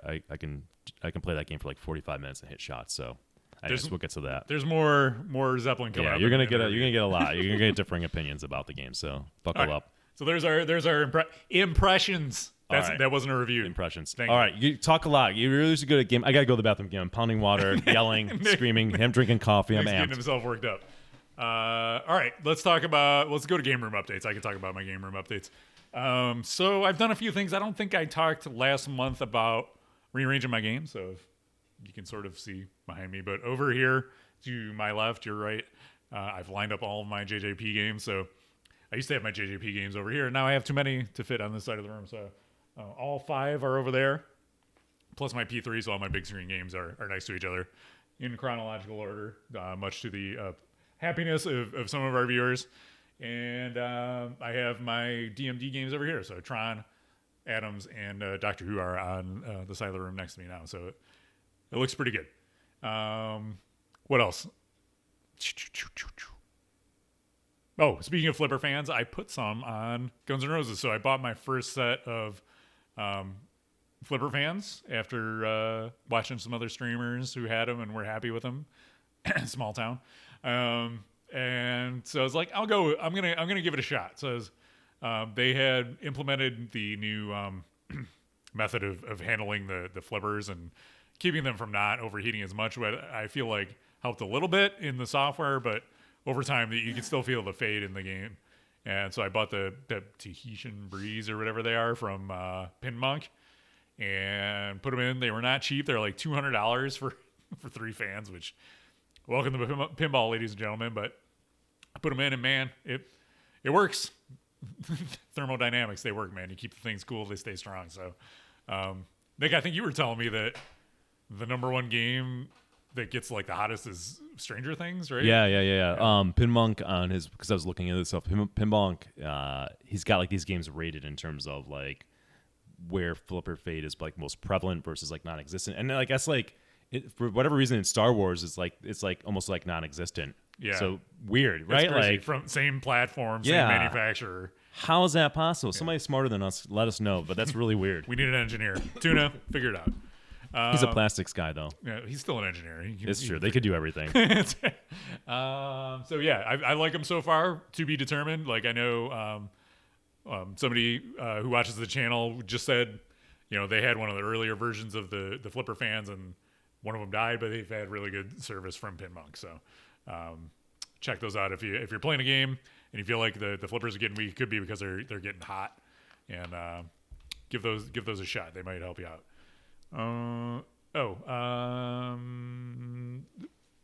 The game on my Neo Geo, that's a brand new game in 2021. It's Arkanoid. It's Arkanoid-esque. It's called Hypernoid. And I found this on Twitter. I forget the person who tweeted it, but it's from a guy called Neo Geo Homebrew. And if you join his Patreon, it's $6. You can download the game. So it's really cool. It's very well polished. It's Arkanoid, but there's like boss battles and stuff in it too. I played it for a while the other night. So I was able to download that. $6, throw it on my SD cart that's in there. And there you go. I thought that was pretty cool to be able to just download a brand new Neo Geo game and give it a go on my big red cabinet back there. So it's the Hypernoid. No, he does not destroy pizzas. But check him out, Neo Geo Homebrew on Twitter, or check him out on Patreon if you want to get a new game. You can play it on MAME and a couple other ways too. But he's going to do an official cart release later, it sounds like. All right, Nick, you had a lot going on in your game room this month. Holy shit, I'm making up for lost time. All right. Okay, let's where to begin? Where to God, I mean, we all came and fixed your games one day. Shit. I'm going to start before that. Okay. Yeah. So I had obviously games that have, we all know my story of being able to work on games and the environmental restrictions. But R&M is a goddamn hero. He was up visiting family. Rocky was up visiting family from Maryland area. And he volunteered. He heard my plea for help. And he came over and he fixed Big Buck Hunter and Iron Man. And we tried to do the trapdoor on Dialed In, but I think it's so foobarred. Jersey Jack, by the way, sent me some. I asked for parts for that, and they're just like, "Here's some parts." Nice. It's not a whole like assembly; I just need parts, and they sent it out, and I got it. So Nice. Kudos to them. Thank you. But yeah, the big Buck Hunter was really time consuming and stuff. But I'm super grateful. What an awesome guy. And a fellow skinny adult white guy. So, we give each other the nod when we see each other in the street. There you go. You guys are cut from the same mold. Yeah, it's easy, as he says, it's easy to squeeze in between pinball machines. And I would agree. Yep. I'd agree. There's benefits. So, and Kevin helped too. It takes a village to hold up the play fields and all that. R11 got the subscriber perk of hanging out near my armpit while I held up the play field. And as I said in Discord, he fixed the game. he can confirm that we both wear deodorant. At least I do. I mean, I did. Yeah, well, there you go. Yeah, I think we would have heard about it if I didn't. Right. Yeah. The Got that like proximity 48 was hour shit. Yeah, You know? exactly. Yeah. So I worked on Dialed In. We replaced the speaker. Yeah. And It seems better. Yeah. Yeah. Because you were having some buzzing in the speaker, so we swapped that out. Was there anything? I feel like we did something else too. I don't even remember now. We adjusted. People love this talking about working on games. Yeah. We adjusted Pirates. Blah blah blah. Okay, so we got those games fixed. So I also we'll get to. I got Led Zeppelin obviously, and Led Zeppelin I've already fucked the game up myself because I put a protective. I always put protective stickers on that coin taker cells that go around the flipper buttons. They're clear, and I've always had good luck with them, and they made way more sense when like the days of Iron Man, the original run where they were printing on the cabinet. I don't know if you need them nowadays with the glossy decals. Yeah, I don't know. I mean, like you especially obviously in home use. you want your cabinets to look good, so it sort of makes sense. Like if I greasy hands, It's right? the main point of impact you're going to be hitting that. Yeah, exactly. But like I fucked up and I couldn't get it on right, so I kept on kind of like pulling it off and trying to like get it right. But I took out some of the gloss so you can see it, and then like it's just so fucked up. It looks terrible. Like I know it's there. You probably wouldn't notice in the lineup games unless you're looking for it. So yeah, now I'm gonna get a bunch of things clear, powder coated and put powder coated rails on there. So there you go. Nick's gonna install some powder coated rails. Fuck. So now I'm only drilling things into a cabinet. What could go? I'm getting an adult. Somebody adult's gonna come over and supervise. That's it. But yeah, I think ultimately it's gonna be a good thing because when we talk about the art, I'll talk about why I think powder coated rails is needed on the game. But so we did that. What else? Oh, I got the sub adapter from Pinnovators. I think it's like $40, and it allows you to hook up a sub without having to like solder wires into the bottom speaker, which Kevin's helped me with that before. But you just are able to plug it into the spike system. So I put that on Black Knight Sort of Rage. And it sounds great. It was really easy to do. I love these modifications that are super easy. Sounds good, worked great. So that was the sub adapter from Pinnovators. Like $25, something like that. No, I mean they're $40.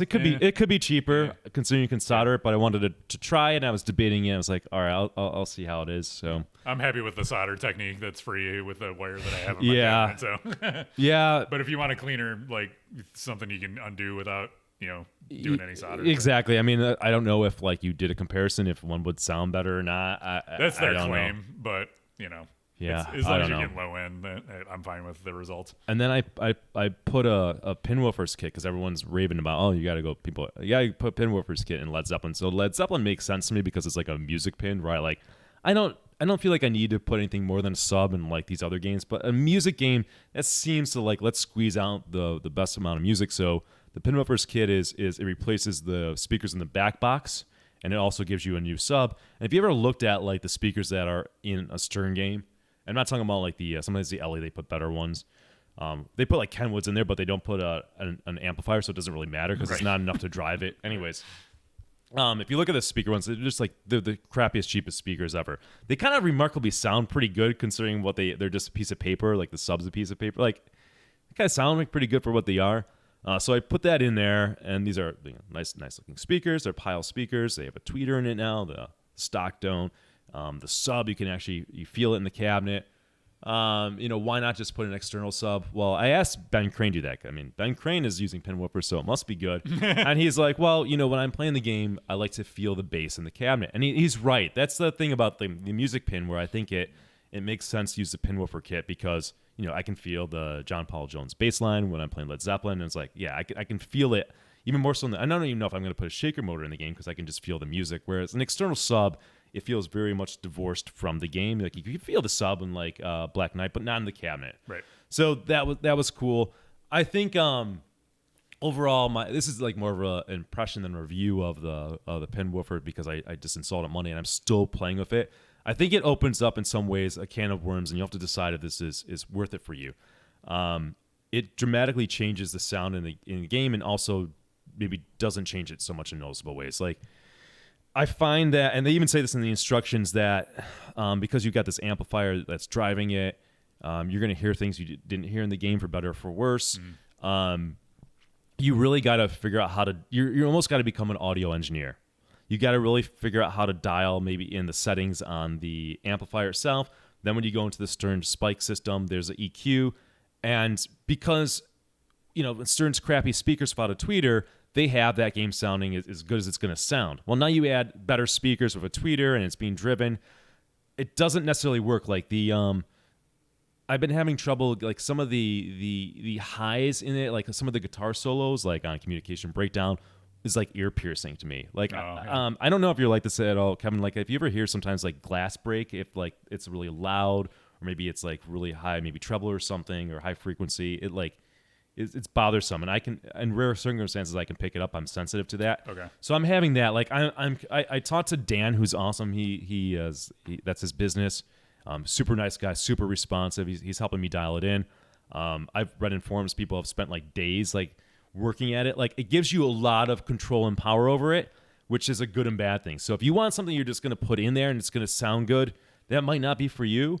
But if you're just like, man, I love this. Like, not only I can get this sounding better, but I love having full control, then this is perfect. I'm in that range where I'm like, okay, I'll run upstairs and listen to like the same song on like my Sennheiser speakers through my DAC. I'm like, how's it sound there? Okay, I'm still tweaking. So maybe next month I'll come back and see how I feel about it. But that's where I'm at. So I think it makes sense. And if I got like another music pin from Stern, I would consider it. I'm not going to put it in my other games. I don't think it's needed, but yeah, no, that makes sense. I was just going to ask what Chrome Canny said, if he provides like recommended settings per game, because you can, not only on the amplifier itself, but in the game. I'm sure people have played with it and gotten to a point where they're happy with it, and then you could kind of tweak from there to your own personal liking. So it's good. It's good that they do that. Yeah, so Wildcat's talking about, they drive the highs overdone because the speakers can't reproduce them as flat as decent speakers can. So yeah, I figure that's what's going on. So it's just, I'm getting into like in the EQ, the kilohertz. I'm like, well, how do I move this one? I don't want to lose the cymbals, but I don't want the wailing guitar piercing my ears. So it's a lot of playing around with it now that I have better speakers. But obviously the stock setting that Stern has is just incompatible with it. And as Chrome Candy says, like, they have a blog and there's a post on Pinside where people have the recommended settings. I did the recommended settings like out of the gate and I hated it. Oh, really? It was burying the call outs. Okay. And emphasizing the music. And again, my ears may be more sensitive to the high pitch, and that wasn't dialed into how I think it needs to be done. So a lot of playing around. So yeah, there are recommended settings, and even Dan was like, "Oh yeah, that seemed too high what this person recommended." He just takes it sometimes from people maybe that he trusts and posts it on there. So again, just go into, and again, it says in the instructions, go into it knowing that you're going to have to play around with it. But I think everything is in there. Obviously, the speakers are better, the system's better, everything's in there. The tools are there. You're just going to have to invest some time, right? You got to tinker with it a little bit. And you're talking about music that was recorded 50 years ago, and then every track is probably a little bit different, right? Like they're different albums. So you start like really like, oh man, this song sounds really good. This doesn't, and you can agonize over it. But I think the end product's gonna be really good. What I really wish I can do, and I don't want to go to that pizza place again, but I want to go back and play a stock like Led Zeppelin and hear how it sounds. And I think that's when I'm really going to learn to appreciate the system. Yeah. After I get so used to this and be like, I can never go back to stock on it kind of deal. I suspect that's going to be the case. Yeah. Well, it's like even just hooking a subwoofer up to something like Hobbit and then hearing the Smaug talk and having it shake versus like playing it without it, you totally notice the difference when you go back and forth. The bass sounds fantastic. Yeah, the bass in the cabinet and feeling like the bass line, that sounds great. It's just, I think the having the tweeter in there introduces it's a positive and negative, right? Mm-hmm. Like that's where it's going to start agonizing over that. And you got to balance the attenuation, and the attenuation doesn't make sense like normally when you think about it. Like, oh, I make it negative, makes it louder, and it gets really weird, right? Like I'm in that weird zone of playing with it. So just know you're gonna have to put some time to getting it sound good. Does it rattle the glass that you have to? No. Because that's always my concern about in cabinet woofers. Yeah. They include some like tape. Yeah. And I had that problem with Flipper Fidelity like 10 years ago when I did AC/DC. But no, I think though, like with Led Zeppelin, that glass is really tight in there now. So that's not a concern. But like other games where the glass is not as tight, you probably would want to put the included tempering tape. Okay. So they think of that. It's good that they include it. I gotta say though, man, the install couldn't be any easier. It maybe took me an hour, but it's really he has all the wires like set up and ready to go. Super plug and play, super easy. I did it, which is the biggest like. So he's nailed it. I guess this is like maybe version 2.0 or something. Like he's made it even easier. I followed the video from straight down the middle and watched what they did, and I was like, I can do this. And I watched Greg struggle a little bit, so shout out to you, Greg. Me and you, man. There's Let's have a pinball repair channel. There's a testimonial for your marketing material. Pin woofer, even Nick Lane can install. And Dan was telling me there's actually even some other videos on their site that are really good tutorials. So yeah, so super well done. Check it out, Pin Woofer. I think overall I'm gonna really love it. I just gotta spend more time with it. RLM says pizza logs. What about pizza logs? I don't know. I thought you had a thing going about pizza logs. I think was that all you had for Gameroom Updates? That was a lot. Oh, you bought a Led Zeppelin. We hinted at that earlier, but that's a big Gameroom update.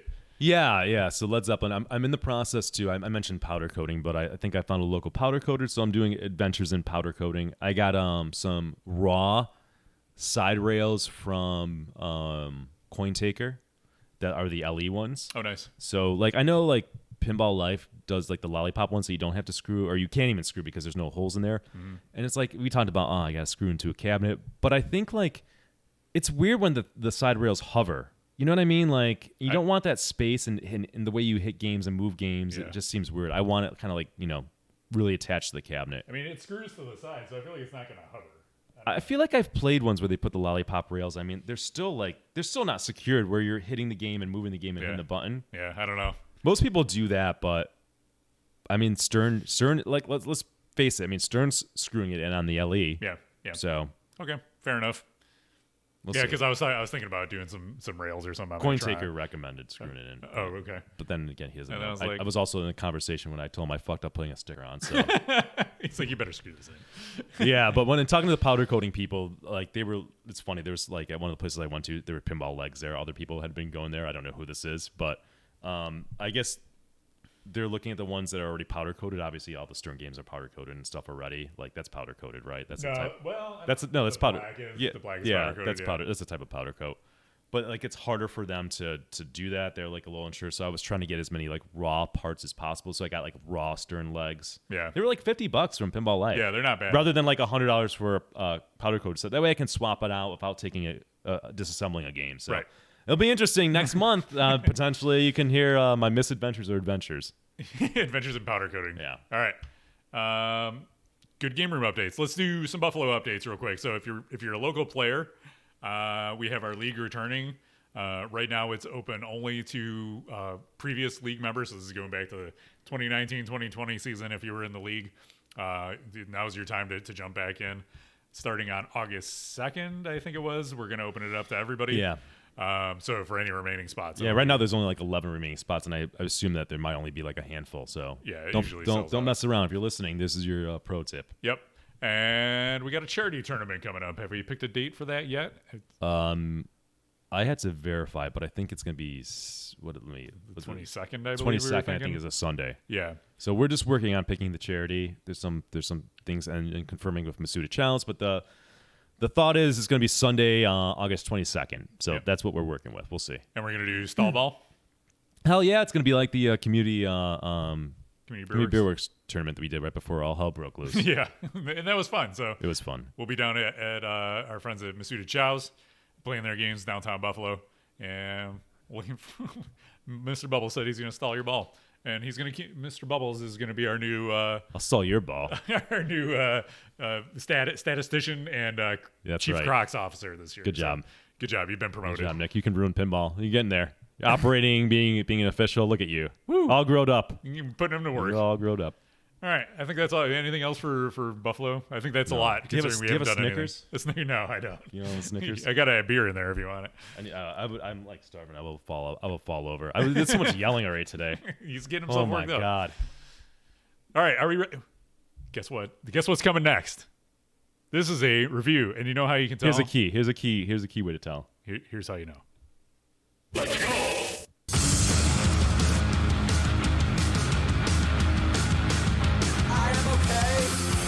Life is a bore, the least I've gotten waiting for. Are you ready for your eye exam? Showtime! It says reviews. Look at that's because this is a review. Yeah, and not an impression. Doesn't say impression. It says reviews. And what are we reviewing today? We're reviewing Led Zeppelin. We could do the Pro, Premium, and LE. I mean, Premium and LE are the same, but we could talk about the art, right? We've played them all. Let's have some caveats. So I've had the game now for more than a week. Mm-hmm. How much time have you spent on the game, would you say? Like, how many games would you have played? And does that include the time when I kicked your ass on the stream? Yeah, and I wasn't just being pissy at Rick and Morty because I was losing, because I got my ass kicked on Led Zeppelin, but I was having fun with that game. Yeah. So I just want to say like, oh, Nick's losing, he's mad. No. I was mad at fucking Rick and Morty. Yeah. So I played it. I went with Nick Kaiser one night and played it at the pizzeria. I went back with you and played it at the pizzeria. So pizzeria, you probably played 3 or 4 games, maybe well, 3. No, more than that, because you and I played like. Oh, because you've been a couple times, right? I've been there twice. All right. And then we played it at Ben's, and then I don't think I played it at all at Patrick's. No, I was busy playing Rick and Morty, so yeah, maybe like 15 times altogether. Fair enough. Yeah. Which I feel like is enough. You know, when you've been playing pinball for 15 years, it gives you enough of a feel for a game. And let me put another caveat, because I know you're going to be negative about this, so I'm just getting this out there. All right. Are you a Stern hater? No. Will you ever buy another Stern again? New, probably not. Okay. All right. I don't hate their games though. I don't feel a need to buy their games because they're everywhere. You got mad at Stern though because they call their customers a bunch of criminals. Okay, but you did get mad. You do harbor like a little bit of a bias. Gary Stern's kind of an asshole, so. All right. See, I just want to temper it, and that's fair. And I appreciate Kevin being honest. Like I think you just gotta. He's a little upset, And it's not unjustifiable. I wanna just acknowledge Yeah. that. Okay. You call your customers criminals. I don't want to be your customer. Sorry. All right. Okay. I'll play your games though. They're fine. Okay. He's a little upset. Yeah. All right. Just want to let you guys know that. Okay. All right. Yeah. You also don't own any music pins. They've never been tempted. Yeah, You like them, but you don't. GNR was the only first music pin I've ever bought. And Yeah. there's just something about music pins that I don't really Yeah. like. Whatever. So, all right. So let me give you the details on Led Zeppelin. It's a Steve Ritchie design, art by Steven Jensen, which I had never heard of before. Software by Tim Sexton, sound Bob Baffy, and pricing is $61.99 for MSRP, $77.99 for the premium, and $91.99 for the LE. Street prices vary a little bit.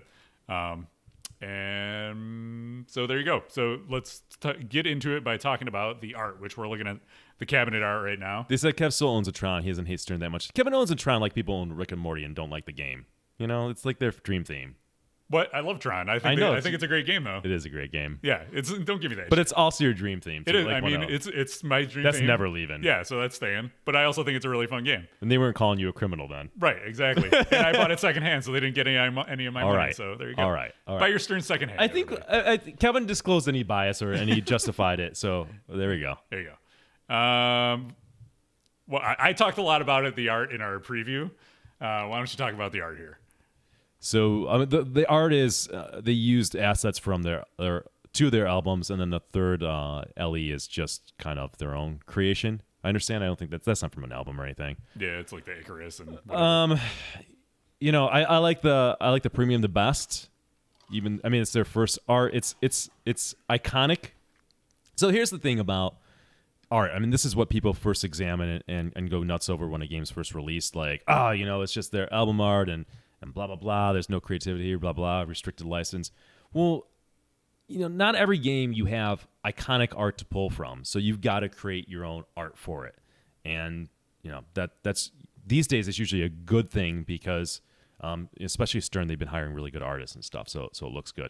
Now I'm sure they were restricted on the license, and this is why this is what it is. But in this case, you've got an iconic first album from Led Zeppelin. I like the art. I like the cabinet art. I'm glad they went with that.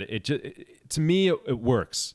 The playfield art, again, like the playfield art is good in my opinion. I'm fine with that. I know that people examine the hell out of it, and we had like some artists I remember in the forums examining why it's so bad, but it's more than gets the job done. I'd say it's good. It's not something that I would write a book about or have a poster of and show off the art to everybody.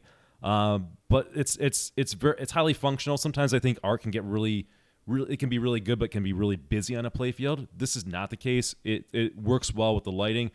I think if you want to hear criticism of the art from me, I think the art works best with the LE, but it clashes with the other two models, especially the one I have on the premium. You've got sort of the black and white on the premium, and then you've got this really kind of colorful playfield. It clashes, right? It's not, neither one is bad, but put together it doesn't flow well and make sense.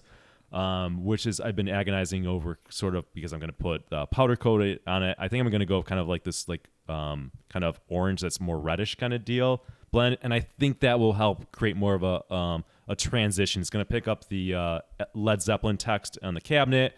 And it's going to flow better with the playfield, and I think that's going to look good. Somebody posted on Pinside with that, and I was like, damn, this looks. I was originally going to go with black, but I was like, this helps it kind of clash less or transition a little bit better. So yeah. There you go. I don't like the pro artwork. It's their third album, but whatever. I think the orange is a good choice for the premium after seeing. I always want to see the powder coat on a game to see how it really looks, but yeah, I like that. I don't always like it. But as a package overall, I couldn't disagree more about the art. I think this is one of the ugliest pinball machines out there.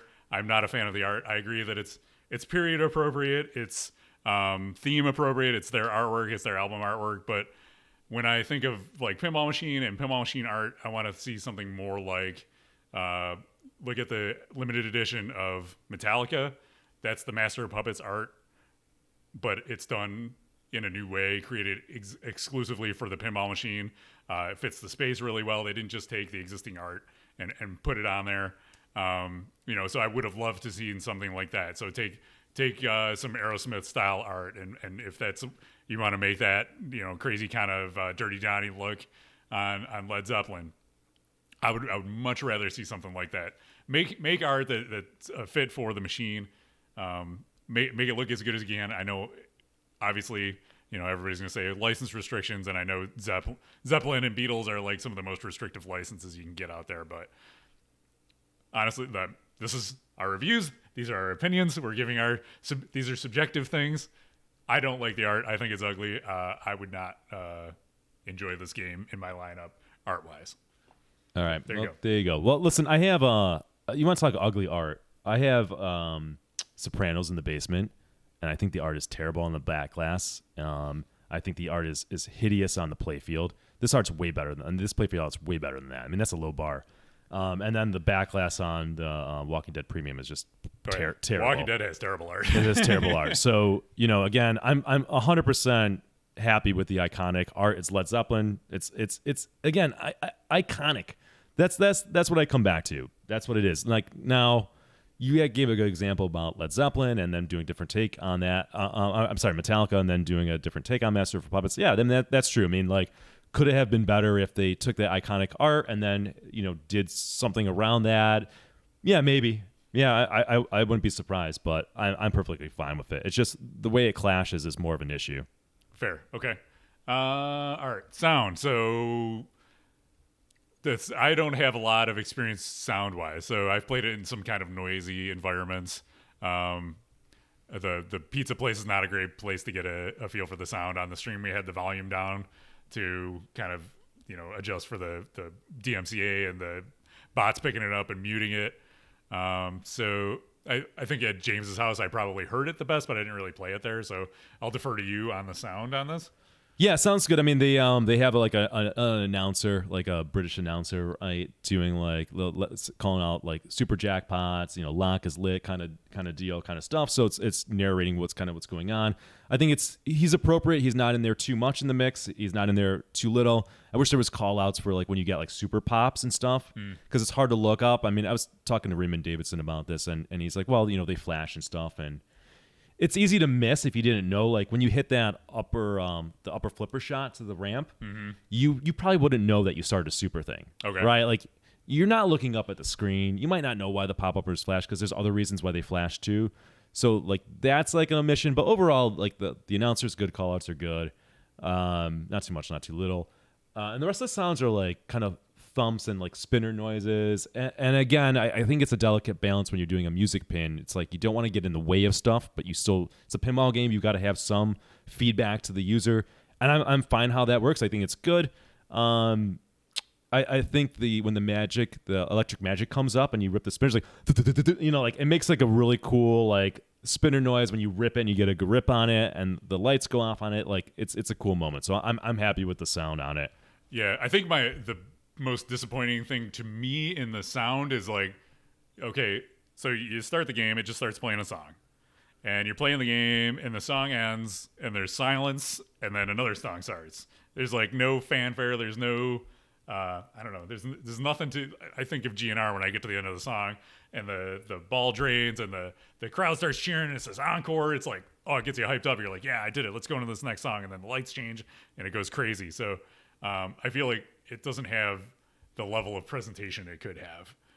And, that's just from that one particular aspect of it. But to me, that was a disappointment. Well, he says call-outs are terrible. Like a Simpsons character faking a British accent. I didn't. Maybe, I don't know. Are you British? Or maybe I'd have to ask like Mark Silk if like, I'd be like, is this bad? Like I didn't. If it's bad, I didn't pick up on it. Yeah. Right. Yeah. Listen, but we're also not British. So I am sensitive. I am sensitive too. to sound. Like if sound is bad, I'm a sucker for a game of good sound. Like and if it was bad, I probably would notice. But whatever. Yeah. But playing it, the music is like it's Led Zeppelin music. So if you like Zeppelin, it's good. It's as RLM. It's no game where Ed's saying super features boosted. You'll never get that I again. love that. Yeah. Boost them. Boost it. You got to boost those super features. Super features boosted. Maybe they could get that for the super modes and the super pops. I fucking boost them. If I boost them like 3 times in a row, I'm rewarded with that. And I always say that, and I do it. Love it. Thank you, Ed. There you go.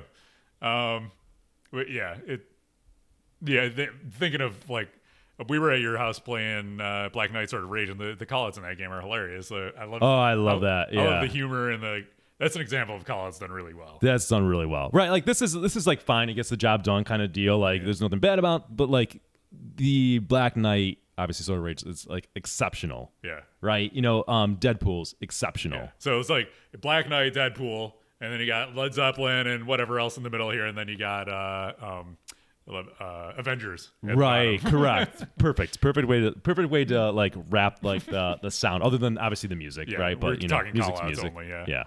Um, The spinner sound effect's cool when you get the electric magic. I do like up. that. I like that Yeah. one. Yeah. They did good taste, and yeah. toys. I really like the toy on this, and this is hilarious because we've joked about this in the past. Like, oh, the spinner's the toy. You got a spinner, that's a toy. It hides, right? And it comes up. No, but like just like a spinner on a machine. Yeah. And Stern's like, oh, you fucking think spinner's a toy? What if we make the spinner a toy? We'll get those guys. Yeah. I really like the electric magic, and I think one of the reasons I like the way this works is on the premium, it's not up all the time, right? And this is, I think it's balancing this feature, this toy of it, right? When it comes up, you can still hit shots. It takes away some of the flow and stuff, right? So you don't want it up all the time, but you want it to be a moment. And maybe it comes up like one or two times in like, it could be like a half an hour game, right? Like you can try to focus on bringing it up more, but you kind of got to focus on it, which is nice. If that thing was up all the time, I think it'd be a problem. But I'm finding that in terms of a toy, I like games where the toy can kind of change the geometry of a game. Like think the crane on P3 and like Batman Dark Knight, Big Buck Hunter with the buck, like that's literally changing the geometry and the shots in the game, and that's what the spinner does, right? And more shots come up, you can brick off of it and have it come back at you. So I think it's a great toy, and again, what they do well with it is that they've integrated good lighting with it and a good sound with it. So who knew that the spinner can be so fun? But I like it. Do you find that it gets in the way when you're trying to progress through modes and stuff like that? I heard somebody else make a comment like that. Yes and no. It's when you're a multi-ball. This is a very multi-ball heavy game. We'll get to that in the rules. But when you're a multi-ball, and there's sometimes 6-ball multi-ball, that's harder to hit shots in the game because I feel like if you just start wailing on the fly, it's gonna start hitting that and going crazy. Yeah, not only that, but even when that's not up, like good luck hitting shots, right? Like you're just gonna spray and pray. You kind of really got to aim your shot, and when you're aiming a shot or single ball play, you can really get into a flow. That kind of falls apart when you're multi-ball. So multi-ball is almost like it's a weird detriment in some ways. Yeah. No, I mean you can actually still hit the center ramp when that's up there.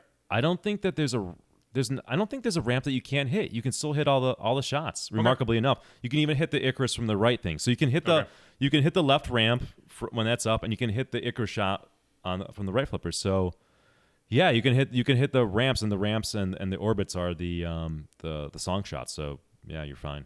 So when we were playing at Ben's, frequently we would be playing the electric magic would come up.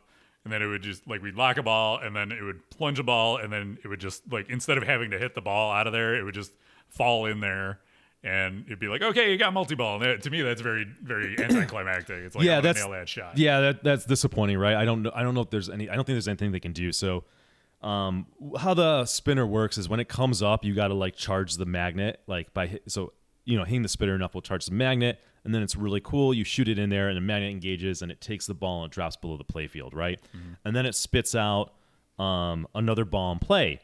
And you have like a timer's going on. It's like doing a countdown for what the possible jackpot could be, plus a timer. So I think it might start like 20 seconds times whatever the value is that you've kind of locked in or something like that. And then you want to lock a ball either in the far left eject or the far right orbit eject. Sort of like think T2, right? Yep. And that's multiplying. Then it's like maybe 20 times whatever the jackpot is. Or if you lock both, then it's like it starts to timer at 40 seconds times what the jackpot is. And now it's a race to. And then the electric magic comes up, and you hit it. You hit the ball free from the electric magic, and it's kind of on a timer. It's really cool. I like how it's like a push your luck thing. Do I do I just take the jackpot right now, or do I push my luck and try to lock more balls? But every time I'm missing those shots, the timer's going down, my jackpot gets lower. So I think that's really cool and really fun. Good rule integration. Problem is sometimes when it shoots another ball into play, it can dribble from the backside and hit the ball loose, and suddenly you're in multi-ball without the chance to lock another ball. It's not the end of the world. Ways to counteract that is maybe change the strength of the auto launcher or just plunge yourself. I find on my game the way it's set up, and probably it maybe happens maybe 50-50, maybe less. So sometimes it does, sometimes it doesn't. Yeah. So they tricked us into the spinner being a toy on the LE in the premium. There's nothing on this Pro. This is like one of the most barren Pros I've seen in recent days. Yeah. I mean, spoiler alert, the premium LE is definitely the way to go with this game. It's just, there's also lighting. We'll get to that. But yeah, this game is clearly designed with that toy in mind. That toy is not everything in the game. And it's, like I said, it's not up a lot, but it's just the Pro feels so lacking. It's so obvious that there's something missing there, right? It's just like I think this so. Big open area, which on the Pro seems like there's nothing on this game, but when you play the premium LE, it's like, oh, that's why, because there's supposed to be this thing. Yeah, I think that's a fair comment. I mean, I told you before. I mean, I like 24. Like, I like games that tend to be an open play field. I tend to like games like that. I like games when shots are far back, so that's fine. But even in 24, you have things that pop up, right? So, obviously the premium LE feels like this is what the game is. The Pro you definitely feel like you're missing something. In a lot of circumstances, there's a lot of games where sometimes, man, the Pro's even better than the premium, or plays better than the premium LE, even though, or maybe the features that it's missing are so negligible. You're like, yeah, you can comfortably get the Pro and not feel like you have the lesser version, so like to speak. Guardians of the Galaxy, right? This like, is, do I want arms covering half of the playfield so I can't see my shots? Correct. And also an extra magnet or two, right? Like, who cares? This is like an easy case of like easy recommendation: get the premium or LE. Yep. Period. Like, if you're gonna get this game, not to say that you can't have fun with the Pro. I had fun with the Pro at James's house, but if you like the game and you want to get it, get the premium and LE. And we're talking toys, so that's why we're talking that. Yeah. All right, let's talk display and lighting. You have the what is it called? The expression lighting. The Turtles pizza spinner is more interesting than the Led Zeppelin spinner. I guess this is where we have different different opinions, man. If you think a spinning disc is all right, go ahead. Subjectivity. That's how it works. Yeah, that's right. Okay. So the lighting and the display. I think I'm spoiled by Guns N' Roses. Like, like playing Zeppelin after playing Guns N' Roses, lighting wise, it's not even in the same hemisphere as Guns N' Roses. Even, I mean, I have the pin stadiums on mine, but even before I had the pin stadiums on there, GNR blows it away. It's fine for what it is. I feel like Stern light shows are always just, they're okay, and you get a little bit better on the premium LE because you'll get like color changing GI and a little more fanciness on there. But even, they put the expression lighting, which is, if you don't know, they're like embedded in the side of the cabinet. And it seems like they're just doing like an EQ kind of like feel for a lot of the light shows, where it's just like kind of pulsing with the beats. Not all the time. Like they're that. doing other things too. But that's what I noticed. It's not just EQ. It's not just EQ. And I think you would have noticed it more if, like, I notice it way more obviously when I have, like my arcade lighting. You know what I'm saying? Yeah. Like when the lights aren't on. Yeah. So I'm sure that's probably the same with Guns N' Roses. But I mean, yeah, this is the thing. It's like you can't review this game without talking about Guns N' Roses, right? Like they came out roughly the same amount of time. There's a lot of similarities. I mean, there's also stark differences in these games. So you got to talk about it a little bit. And yeah, I mean, look, Guns N' Roses, this is not up for debate. Guns N' Roses has better lighting. But to say that is like, I think the lighting is really good on Led Zeppelin. Like, I think the lighting is really busy on Guns N' Roses, and people might have I'm fine if I understand what's going on. I think it's really good. Guns N' Roses is better. I want to own both games, by the way. Like, let me just put that out there. I want to own both games. I'm like, my ideal winning is having both.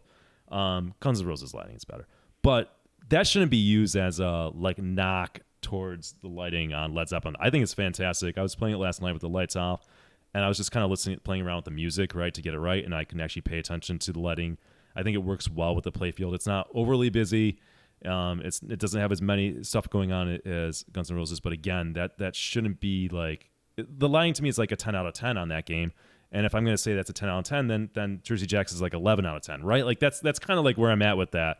They're both impressive. It's just unfortunate that it came out at the same time because Jersey Jack is kind of going to beat things on presentation all the time on Stern. It's just the way it is. But it's good, and it's more than the EQ that Kevin's saying. There's more going on there.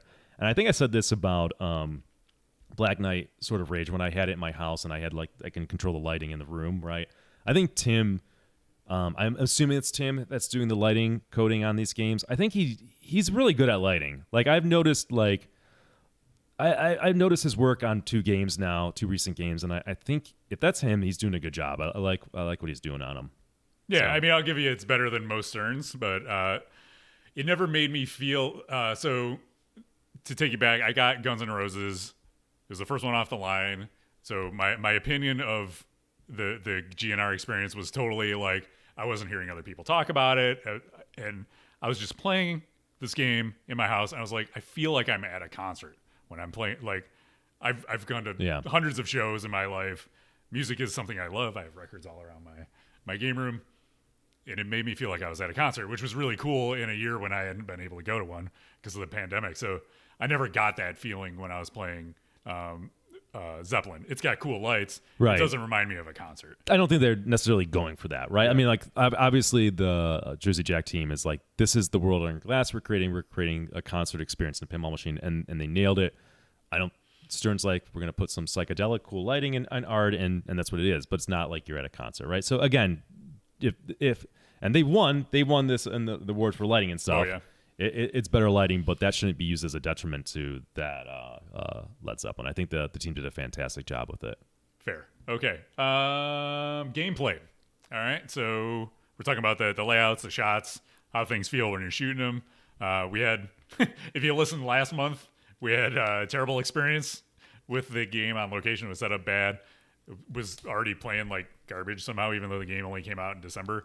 Playing a dialed in one definitely feels nicer. It feels like a Richie game. The layout, it feels like a greatest hits Steve Ritchie game. And did we talk about the display on no, Led I guess Zeppelin? we didn't. No. Yeah, let's talk about so that. yeah, I mean, look, they're playing like concert clips, but they have other things intermixed with it. I mean, that's the footage of Led Zeppelin. There wasn't music videos and stuff. I don't know what else you do. Yeah. So that's what it is. But they're not going for you're at a Led Zeppelin concert. I don't think too much. I mean, they do have some audience, I guess, at the end clapping, but yeah, I mean, I like what they did with it. It's not like, I guess they could have made the mistake of pulling from the 2007 concert that they did in London, which is a great concert at all, but I don't need old Led Zeppelin. They just have like again, it's like the psychedelic overlay to some concert clips interjected with a song and some album art.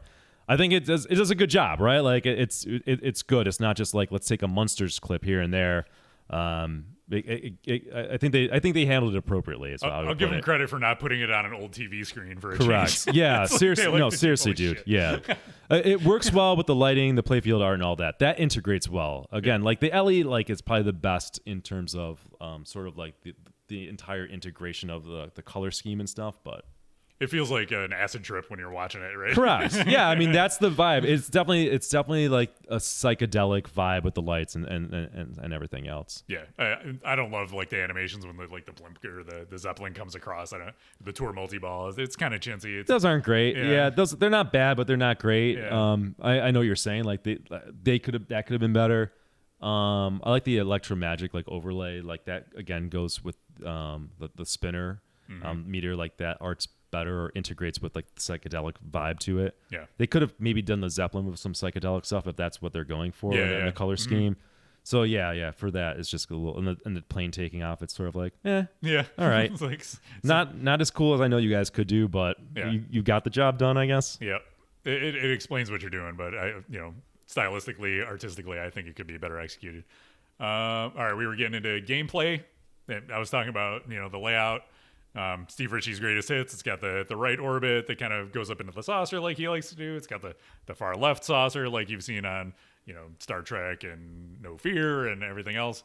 The plunge is like T2 where it comes out and fires into some targets, except this is likes to fire him right into the outlane. Like I hate that's a pet peeve of mine. Doesn't happen on my game. Can't stand it. Doesn't happen Yeah. on my game. Again, it's one of those things where if you set it up right, it's not going to happen. It's not an But issue. If you're going to play it on location or play it in a tournament, I mean, I can play this game for like 45 minutes straight. yeah, It's But not an issue. It's a bad idea. It's not. No, it's not like Star Wars. Where here's the difference between the geometry on Star Wars and what they did there. That is firing directly back at you at like a high speed because the angle is just perfect for a drain. Whereas like getting the skill shot on Led Zeppelin, it's a real skill shot first of all. And again, on my game, listen. I would call it out. It's not like I'm like they're not even a fucking sponsor. Like you want to hear me complain about Stern? Everybody, here's the unenviable position I'm in. I shed on the game last time because I had a terrible impression. This is also back in. You got to remember back in January, I thought this game would be good and I would like it. And I was like, just wait, it's going to be good. And I was disappointed because I had a bad experience. And it was doing that on the K-Location game, no doubt. So I pissed off the Stern people, but I had all the people in our Discord and stuff that love to hate on Stern, which there are people that love to shit on it, no doubt. And now I've pissed off the people in our Discord who love to shit on Stern, where all of a sudden I'm saying it's good. So everybody fucking hates me, just like the world, and the world's right. But yeah, that's again. I know what Kevin's saying. I said the same thing. It's not doing it on mine. Yeah. It's fine. My game is set up, and it's playing the way it's meant to be played.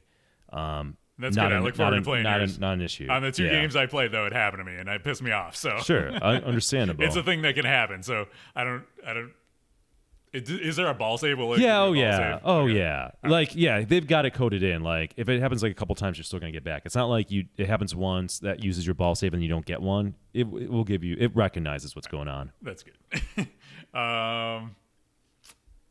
Other things about the layout. So on the Pro, to me, it just seems like they packed a bunch of shots. Illinois is if the game sucks on every location. We played it in a pizza shop where the game wasn't set up right. That's Kevin's experience of playing a game on location. So I mean, you play Hobbit on location and it plays like garbage most of the time too. If game I sucks love on the game at my every house. location, that's hyperbole. It was one location where it sucked. Yeah. Yeah. And we talked about that. So the games, dude. If you fucking think Steve Ritchie, and I said this in January, put out a game that doesn't work like right now, then you're out of your mind. Like, this game is like butter. Except Star Wars. Except Star Wars Skill Shot. Star Wars Skill Shot is garbage. I don't like the layout on Star Wars at all. All right, fair enough. But the Skill Shot is just like, I'll stand by that. Like, what the fuck is going on in that game? All right. Hey, Mark, it's Mark. Mark, we got some work for you, buddy. Right ramp is bad. I don't know. Like, this guy's just spamming things. The little turnaround ramp. On Led Zepp? Yeah. Again, I don't have an issue, but anyways. Yeah, I don't find it to be super satisfying, but not every shot always is. All right, we're getting off. Where are we on gameplay? Gameplay. Okay. So left side of the game is packed with shots. Right side of the game, not so much. It's like from center left. It's like there's tons to do, and they're all pretty narrow. And then right, you got like the turnaround ramp, and then an orbit, and that's it, right? What's Am that? I missing something? Say it again. The playfield layout. We could actually look at the screenshots. So I was reading Lord of the Ring Breath. I know he owns one. I see him on Pitside, and he's a good player. He knows what he's talking about. Oh yeah, you also have the bank of targets over here on the right. Okay, so you got drop targets. The Zepp are drop targets. Yeah. I think on all models. Yeah. Yeah. So it just, I don't know. To me, it seems like it's. There's nothing interesting about this layout to me. It's Steve Ritchie's greatest hits, and then when if you're playing the Pro, there's not a lot to there's a lot to shoot, but there's like not a lot of interesting things to do. Like the blimp doesn't even hold the ball for a ball lock. Like give me something cool, right? Nothing on this game aside from maybe the electric magic spinner strikes me as particularly interesting or unique or cool. It shoots fine, but there's nothing where I'm like, oh wow, that's neat and different. Yeah. All right. Chris has asked me a question, so let's come back to that. Okay. All right. So Chris wants me to say something bad about. Chris Sprinter wants me to say something bad about what I don't like, and we can get to that. That's fine. Electric magic. Yeah. I mean, Kevin's like, look, there's nothing interesting in the layout, and that's. You yourself have called this an unremarkable game. Yes, it's unremarkable, and that there's nothing like the layout is like almost all shots that we've seen before. Or played before and shot before. But I mean, like, this is what we're getting from somebody who's been making games for 40 years, right? They know what works. This is not like, this game doesn't shoot exactly like any other game I've played, but there's shots that are reminiscent. So you got like the right orbit shot that locks and changes the song. That's like AC/DC straight up. That's exactly the same shot. Yep. Although it is farther back and it is tight. It's actually a tough shot. Like it's interesting when you put a shot far back there. That's a difficult shot, and I like it and I appreciate it. The left eject's a difficult shot. We've seen that before from Steve Ritchie. But all these shots work. I think sometimes you might see criticisms or we're talking about that the upper shot to the ramp. Did you talk about that? Yeah, Kevin? Not yet, but I was getting there. It's a tight, difficult shot, but it is extremely fucking satisfying. Like when you hit it, the ball like does this complete like 180 and comes back like through the ramp. It is extremely satisfying. It's not a super crucial shot either. So it's like when you're missing, you're probably hitting the Zepp targets, which is making progress towards other things. So you're hitting stuff. I like it. Like, and it's the kind of shot where it's not a gimme Steve Ritchie, like I can hit this ramp. Like I'm glad it's a tough shot that only happens a few times a game. It's the kind of shot, it's like the snick target. You're probably not going to hit it by accident. You really got to say, okay, I need to hit the shot. I want to hit the shot. And when you nail it, and when you're doing that, you're probably going to hit it more. And when you nail it, it's super satisfying. So I'll give an example of when a shot like that doesn't work, which is the dialed in shot. The dialed in SIM card shot, it's kind of broken in my opinion. I think when you take off the Cliffy protectors, it's fine. When Pat Lawler was designing dialed in, it worked, but when you add the Cliffy protectors, it doesn't work. And that shot, even when you make it, it doesn't feel satisfying. I'm like, maybe it's a relief or it trickles in. That's not the case with this. This is a great shot. I'm glad he put in kind of this difficult shot, and there's rules that go along to it because it will start the super spinner, super modes. It extends the timer on the game as well. So yeah, I love that shot. I love the layout. Again, I've said this is my personal preference. I like open layouts. I like when shots tend to be farther back. That doesn't mean I don't like an interesting layout. Interesting is a dicey thing, right? Like Spooky is making interesting layouts, but oftentimes they don't work, or they don't feel good, or there's shots that don't work. I'll say it right now. I'd rather shoot this game than Guns N' Roses. I find the shots more satisfying. When I get the flow going and hit shots, they all feel really fucking good and satisfying. But that's Steve Ritchie, man. And I've owned a number of Steve Ritchie games and I've sold them. I've had, we can go back to High Speed. I babysat a Getaway. My first Steve Ritchie was AC/DC Pro. Then I bought the Premium. And I was selling these games at the time because I only had space for a few games and I was getting the newest and greatest. I respect those games. I like them. I had a Star Trek. So like I like Steve Ritchie games. It's just I couldn't find one that was a keeper, and this seems like it's doing the things, and I think it's because I like the shots, but the rules are what work with it. Whereas like the rules in Star Trek got boring and samey. Yeah. A possible thing, Chris, that could potentially put me in the things I don't like category, but are saved by the rules in the game and work, is that, and this applies to Steve Ritchie games like this. Steve Ritchie games are very flowy. And shots can feel almost like an autopilot. Man, you can just get into that flow where you're not thinking it, and man, that's a great feeling. You're almost like mesmerized. You're almost in like a trance hitting things. And it can become safe. And sometimes I like games that are dangerous, or like you got to be like nudging fast. Sometimes that can get boring after a while when you get these shots mechanically down, but it works on this game because of the rules. And we'll get into that. But yeah, I think Steve Ritchie delivered. I finally have like a longer playing, flowy Steve Ritchie game. And I struggle with the shots at first. Some are kind of tight, but I found where to hit it. You got the backhandable shots, and it's great and it's fun. So there you go. Yeah. So I'm gonna take the upper flipper ramp shot to task because I feel like it's a garbage shot. We played for 2 hours, and I think it got hit once or twice among all of us. Whereas like Rick and Morty, if you're gonna critique the left ramp, we were hitting that a bunch. And then I saw Martha do this awesome combo. It was left ramp, inner orbit, outer orbit on Rick and Morty, and to me that's super satisfying versus like occasionally maybe getting an upper flipper shot if you nail it perfectly, but most of the time it's gonna jank out of there and rattle out. I would almost rather have the stand-up target in that case, on the Pro. I thought that, and again, mine's set up, and once you spend some time with the game, I feel like you would change your mind a little bit. I don't think you want to, but I think you would admit that. Look, it's if you ask me right now, would I rather have a shot like he's got on, let's say, Star Trek, right? Because it's that kind of shot. The upper. Easily makeable. You can do it all day. Well, the other shots are I wouldn't say necessarily easy, but that can hit them. Like the center ramp is like an easy gimme shot. I'm glad that there is a shot in the game which is challenging, but also highly satisfying to hit, but is also not crucial to the game. Like I don't need to. It's not like I can't. This would be annoying if like it's such a crucial shot that I can't. I'm stuck in a part of the game, right? Or it's holding me back. Then I would say, listen, this shot is way too difficult versus how crucial it is to make. It's a rewarding shot. Again, it does the timers, it's the super modes, but you don't need to hit it. Okay, fair. I'll give you that. But and to have one shot in the game that's like tight, like I mean, Ghostbusters had a shot like that, which is the right ramp. Yeah, and it's like it's not like satisfying like this is like nailing it, but it didn't ruin anything most of the time not hitting that shot, right? Yeah. Yeah. Gem shot can hold you back. And I agree.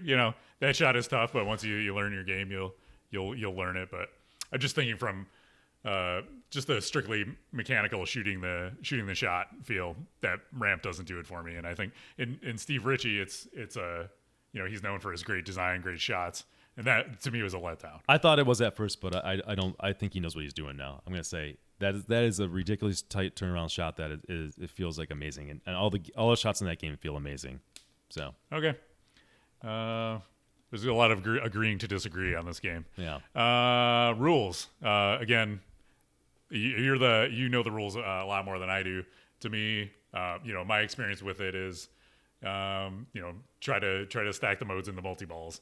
I didn't really get into doing all the multipliers. I know there's like some crazy multiplier stuff you can do on this game. And you say there's a lot of multi-balls too, right? Yeah. So what's hilarious is that if this works both ways, guys. So if you've got if you're a Jersey Jack Guns N' Roses fan and you've got somebody giving you shit for the amount of multi-balls that game has, and they like Led Zeppelin or own the game, you tell them to go fuck themselves and actually spend some time with their game or learn how to play the game. Because this game has as many multi-balls. Like, you're in multi-ball like 75% of the time if you know what you're doing and how to play. Just like Guns N' Roses. Like, this is where these games are similar, right? Like, they're different in the layout. One's really open, one's more packed, but they're the same in terms of multi-balls. Multi-ball heavy game. And it makes sense in the rules because to get to the wizard mode, you've got to get 10 platinum records on 10 songs, which means you've got to play all the songs. There's 10 songs in the game, but it's like 40 minutes of music. So this is a long playing game. Like, buckle up. Again, Chris the Pinterm, this is not a game. This is a game you got to caution. If you don't like games that have a lot of multi-balls in it, and you don't like long playing games, then this is not the game for you. This is not the game that you're like, I'm going to go play a quick game of pinball. You want a budget like, do I have 45 minutes? Because if I have a good game, do I have an hour? Because if you have a good game, you're going to do that. You want to play an Iron Man or something, right? So you got to consider that. If this is like your first pinball machine and your only game, I don't know if that's a good fit. You got to decide for yourself, because I like games sometimes where I can just play for 5 or 10 minutes and then move on, or play number of games in that time span. So in my collection, it works. I love it. It works for the rules, but I just want to put that out there.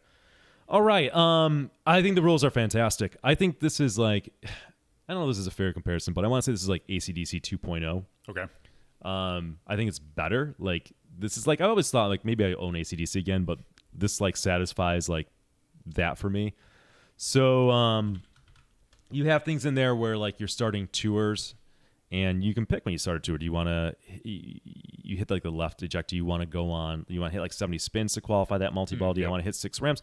You can mix and match. So it's always feeling a little bit different. The game's open-ended. This is what I like about it too as well. The songs you pick, the arrows move a little bit differently. What's kind of cool is that the arrows move in different portions of the song that you're in. Right. And they'll actually flash right to let you know like when the song is changing the chorus or verse or whatever. Again, that's cool. When you're in a guitar solo, only like the center ramp is lit, which I thought was cool and creative. Like, you just like when that, it feels great. That's clever. And just by the audio cue, okay, here comes guitar solo, center ramp. I like that kind of stuff in the game. You've got like the Zeppelin multi-ball, so you're kind of always in multi-ball. You've got the electric spinner multi-ball. But it's open-ended in that like you don't have to change the song. You can try, like the songs become worth more as you get collected more records. You can still stay in the song and try to get more points, or you can move on and try to move to like one of the, like, I would say, many wizard modes. There's like a wizard mode for getting 5 gold records out of 5 songs.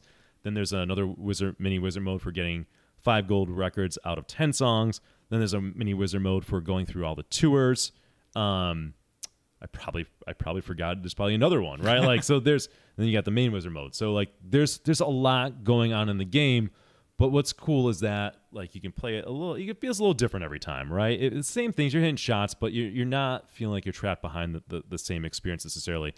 Where this game would suck is if it didn't have, I would say, multipliers.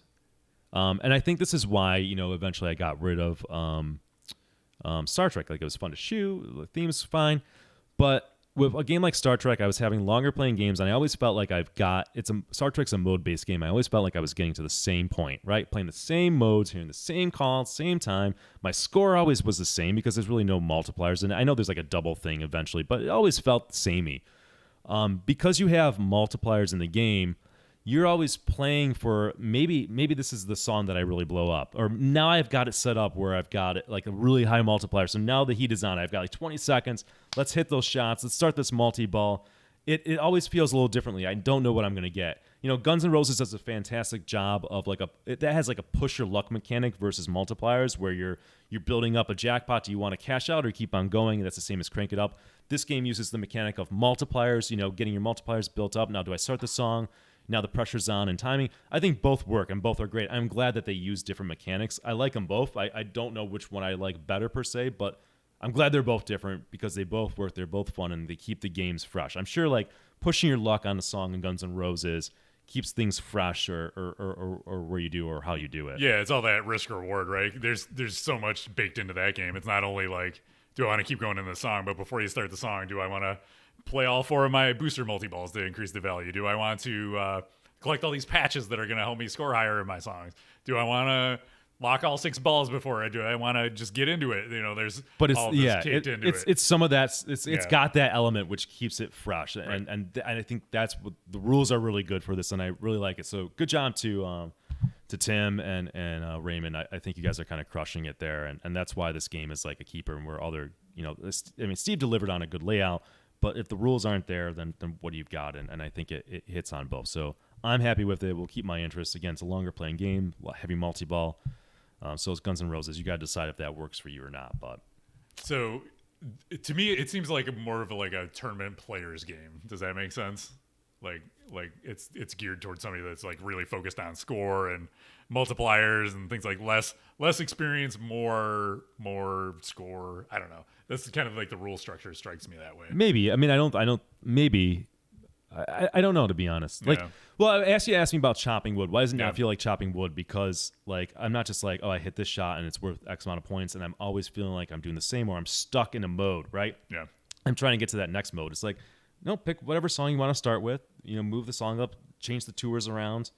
If you want to play the game where you're just trying to hit the shots and get through it and progress through wizard mode, fine. If you want to try to set it up, so we can talk about multipliers, the way they work. So there's 4 target banks in the game, which represents the 4 band members, and this game is like heavy on combos. So if you start hitting combos, the more combos you have built up, and then if like let's say I've got 4 combos in a row, and then I hit the rock targets, well, because I've built up 4 combos, it then assigns a certain value to, I forget what bandmate it is, but whatever bandmate is associated with the rock targets, right? And that assigns a value to it. And then the Zepp targets are assigned to another band member, and the lead are assigned to another band member, and then you've got the ball same to assign to another band member. So it's like, if you want to play it where you're just sort of like hitting shots, and they're the lit combo shots, they're not always the same as the mode shots or the song shots, right? You can try to build up a combo and assign it to a bank, so you're setting the table up, right, for a score, and then you're like, okay, now I can maybe I'm going to start Icarus, and now I've got like a I think my highest is like 11x, which is not that high, but now I've got 11x going. Like, now maybe I start this multi-ball, or maybe I focus on the song shot. So that's where it gets interesting. So again, this is the open play style. Do I want to risk building it up and setting the table, or do I maybe want to play it safe and just hit the shots and let things naturally happen and try to get to a wizard mode? It's that open-ended nature to playing it. So yeah, a tournament player might play the game a certain way and try to maximize that, but then you've got the danger of you're leaving the safe song shots, safe in quotes, where you're hitting ramps, and now that's requiring you to hit a target bank, right, to lock that value in there. There's also an action button where you can hit it and it will automatically assign it to one of them. Right. So I don't know. It's the rules are great. The rules are better than AC/DC in my opinion. So again, if you're listening to this and you're wondering about the game, I feel like if you're like AC/DC, you think it's a fun game, that means you like Steve Ritchie. games. I think the toy's better in this. I think the layout's better in this, in my opinion. I think the rules are better, in my opinion. AC/DC lacked in they didn't have a mini wizard mode. I think that really helped. You need something along the way that's achievable. This has a number of mini wizard modes. Yeah. It even has a top of the charts challenge that you can do by holding down both flippers. Okay. So you can play doing that. Yeah, you can play a challenge mode where you got to get through all the songs, and it times you how fast you can do it and stuff. So I like that. they did. I love the rules. I love the game. So. All right, last ability. How long do you do this stand? I've always wanted a Steve Ritchie. I mean, I'm a sucker for Steve Ritchie games, but they've always left for various reasons. I mean, again, AC/DC kind of left because it was time to move on and I had limited space. But I also think I pointed out a flaw in thinking about this game versus AC/DC is that they needed maybe more midpoints or wizard modes. Yeah. I like the multiplier rules better than the canon and stuff like that. I like the layout better. So I think this is until he makes a better game or something, this is like my Steve Ritchie longer playing flow game. I don't generally like longer playing games, so I think that's saying a lot. I think it's great, man. I love having it in my collection. Right next to it is Black Knight Sword of Rage. So when I want a quick ass kicker, it's like two very different experiences. It's funny kind of crazy. It's the same designer, Yeah. So I love this game. I'm super happy I bought it. I don't have any last ability for me because I'm not going to buy it. So there you go. Go. No last ability. All right, let's give this thing a score. Everybody's just going to skip to the end and see what score we gave it. My highest playfield X I think is only 11.3, but I don't really. I'll start playing the game where I start focusing on it and seeing I can do it. I think maybe an argument for the pro is that it might be easier to focus on doing the playfield X because there's nothing getting in the way. Yeah, because when you start trying to assign to the bank, you've got to hit some of the targets that might bring it up. So it might be easier to focus on it. Plus, you have nothing else to do with that spinner, so you might as well enjoy the rules. I mean, the rules are at least good so that you can enjoy the pro. You know, at least like you've got that. So, all right, let's give it some ratings here. We'll give you our where's my interact? See, Lord of the Ring breaths. Last ability for me is off the charts. He says, I've put 1,300 games on my premium and not tired of it yet. I can see myself feeling the same way. And listen, I know he's a good player. I mean, he's a good tournament player. He traveled. Was he in Alabama? He traveled to. I think so, yeah. Yeah, there you go, man. Tournament player though, versus experience. Yeah, I think. Well, even he said he's got casual players that don't really like Zeppelin. Oh, really? Yeah. Interesting. I wonder why. I would. My guess would have been that they like it because you should be able to have longer ball times on it as playing Zeppelin music. Yeah, that's interesting. I don't know. That's interesting. Yeah. Oh yeah. Maybe there's something to be said about that, Kev. I don't know. All right. So this is our score chart. 0 to 2 is a burn it. 3 to 5 is expensive nightlights. 6 to 8 solid game. 9 to 10 get your wallets out. Well, Nick I want to. Yeah. Yeah. All right. Well, let me go back to Chris's question. So, let me say some negatives. One, as much as I like the spinner, it broke the second day. I adjusted it with pliers, which I'm not comfortable fucking around with things like this.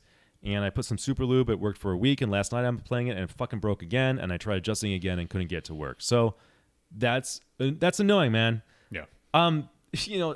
Things are so messed up in pinball right now that I'm like, at least it's not shipping. They found a way to make like these other problems like not as bad because like I know this is fixable and eventually I know Zach will take care of me at flipping out where I got the game from. But that's annoying. That pissed me off. I also got a node board issue where some people are saying I've got to unsolder all the GI backboard light sockets or take a multimeter. I'm like, fuck, dude. Can I just get a game that doesn't have an issue? So there you go. I mean, that has nothing to do with the actual gameplay and that we review on, but that was an annoying experience. I'm annoyed by that. It's frustrating. The other thing is, like, again, we can't talk about this without talking about Guns N' Roses. Guns N' Roses has, 21 songs in it. This game has 10. The amount of songs in it feels fine. It didn't feel as bad as I thought it would be because of the way the rules work. And somebody's like, well, it couldn't have more than 10 because of the rules. Well, it's like, yeah, you could put 20 songs in it and just make the rules a little different. Like, so I feel like Led Zeppelin has a great catalog. I would like to have seen more songs in there. I think that, come on, you could put more than 10 songs in there and figure out how to do the rules. It's very possible, especially when Guns N' Roses is doing 21. I think the days of Stern putting out games with 10 songs needs to be over as soon as possible. Yeah, I'm sure. So there you go, Chris. Hopefully, into there I gave you something. I tried. All right, we'll put a number on it. It's a 9, easy. I got my wallet out. I love the game. It's everything I like want in like a Richie pin. Out of all the music pins out there, like I'm not like a Led Zeppelin fan per se, but I'm not a fan per se of a natural fan of any of the band options that are out there. But this one I'm most drawn to, and I've been having a blast. I'm bummed right now because my spinner's fucked up, and I just want to play more. It's a 5 for me. Put it in the expensive. Well, night category. we should also talk about pro or premium because I got a different for that. Yeah. Doesn't matter. It's to 5. Me. It's a 5. Kevin is so fucking wrong. But he's entitled to his wrong there's opinion. nothing appealing about this game to me in the least. I have no draw to play this game at all. Expensive night league. Give it a 5. I would give the pro a 6. Okay, that's a big difference. I don't like the album artwork that they have on it. I think it's ugly. I wouldn't want that in my game. Again, that's highly subjective. I mean, if you're a Led Zeppelin fan, you probably are like, dude, that's my favorite album. I want that. There was somebody fine. in chat that said their pro was their favorite earlier. Yeah. So, and that's not saying like, oh my god, the Electric Magic Spinner is automatically it's such a good toy. It puts it 3 points higher. But it's that. It's the expression lighting system. It's just like I feel like going from a premium and LE to a pro, I definitely feel the what I'm missing out on. It's just to me, I do. To me, that game's the pro's a 6, and that's not to say you can't have a lot of fun with it because I think the rules are fantastic. But I feel the difference in that game more than most games. Saul gives it a 4.87. There you go. It's accurate. He probably is. He's probably right. That's probably what it is on pin side for him. All right. That's going to do it for this episode of Brody Even Talk Pinball. So if you haven't yet, you can follow us on social media. Got all the stuff at the bottom of the screen. We're on Twitter. Look at Instagram. there you go. There's Mark Silk. It's a 10 for me. He loves them voices in that machine there. It's probably him. Is it? Mark, is that you doing the voices? Please tell me it's you doing the voices because somebody said it's a fake British accent. Please tell me it's you, Mark. Please fucking tell me it's you so that I can just laugh at that guy. Even lie to me if you want to. We got Rod gave us a 10 for the episode, so there you go. All right. Well, there's a lot of Rod. Do you like the yelling? Yeah. Is it? You like to, if you like yelling and you missed the beginning, can't wait for the YouTube comments. There you go. Bring them on down below. Follow us on Twitter, Instagram. That's not Facebook. him. He's probably doesn't like it. There you go. YouTube. You can join our Discord, discord.gg/Buffalo Pinball. You can tell Nick you love Zeppelin or don't love Zeppelin. Either way, you can do it there. You can review us on your favorite podcast platform. It's a great way to provide some feedback and help us get found by other people. You can support us by subscribing to us right here on Twitch, throwing us some bits, using your Twitch Prime sub with us every month. That's no extra charge for you if you got Amazon Prime. Support us. And we'll keep doing it. If you got something you want to say, email us at talkpinball@gmail.com. Don't forget, send us a voicemail. Ask us a 30-second or less question, and we'll put you in the running to enter Just Pinball from Christian. Can we get a signed copy from Greg Pavarelli? Ooh, I hope so.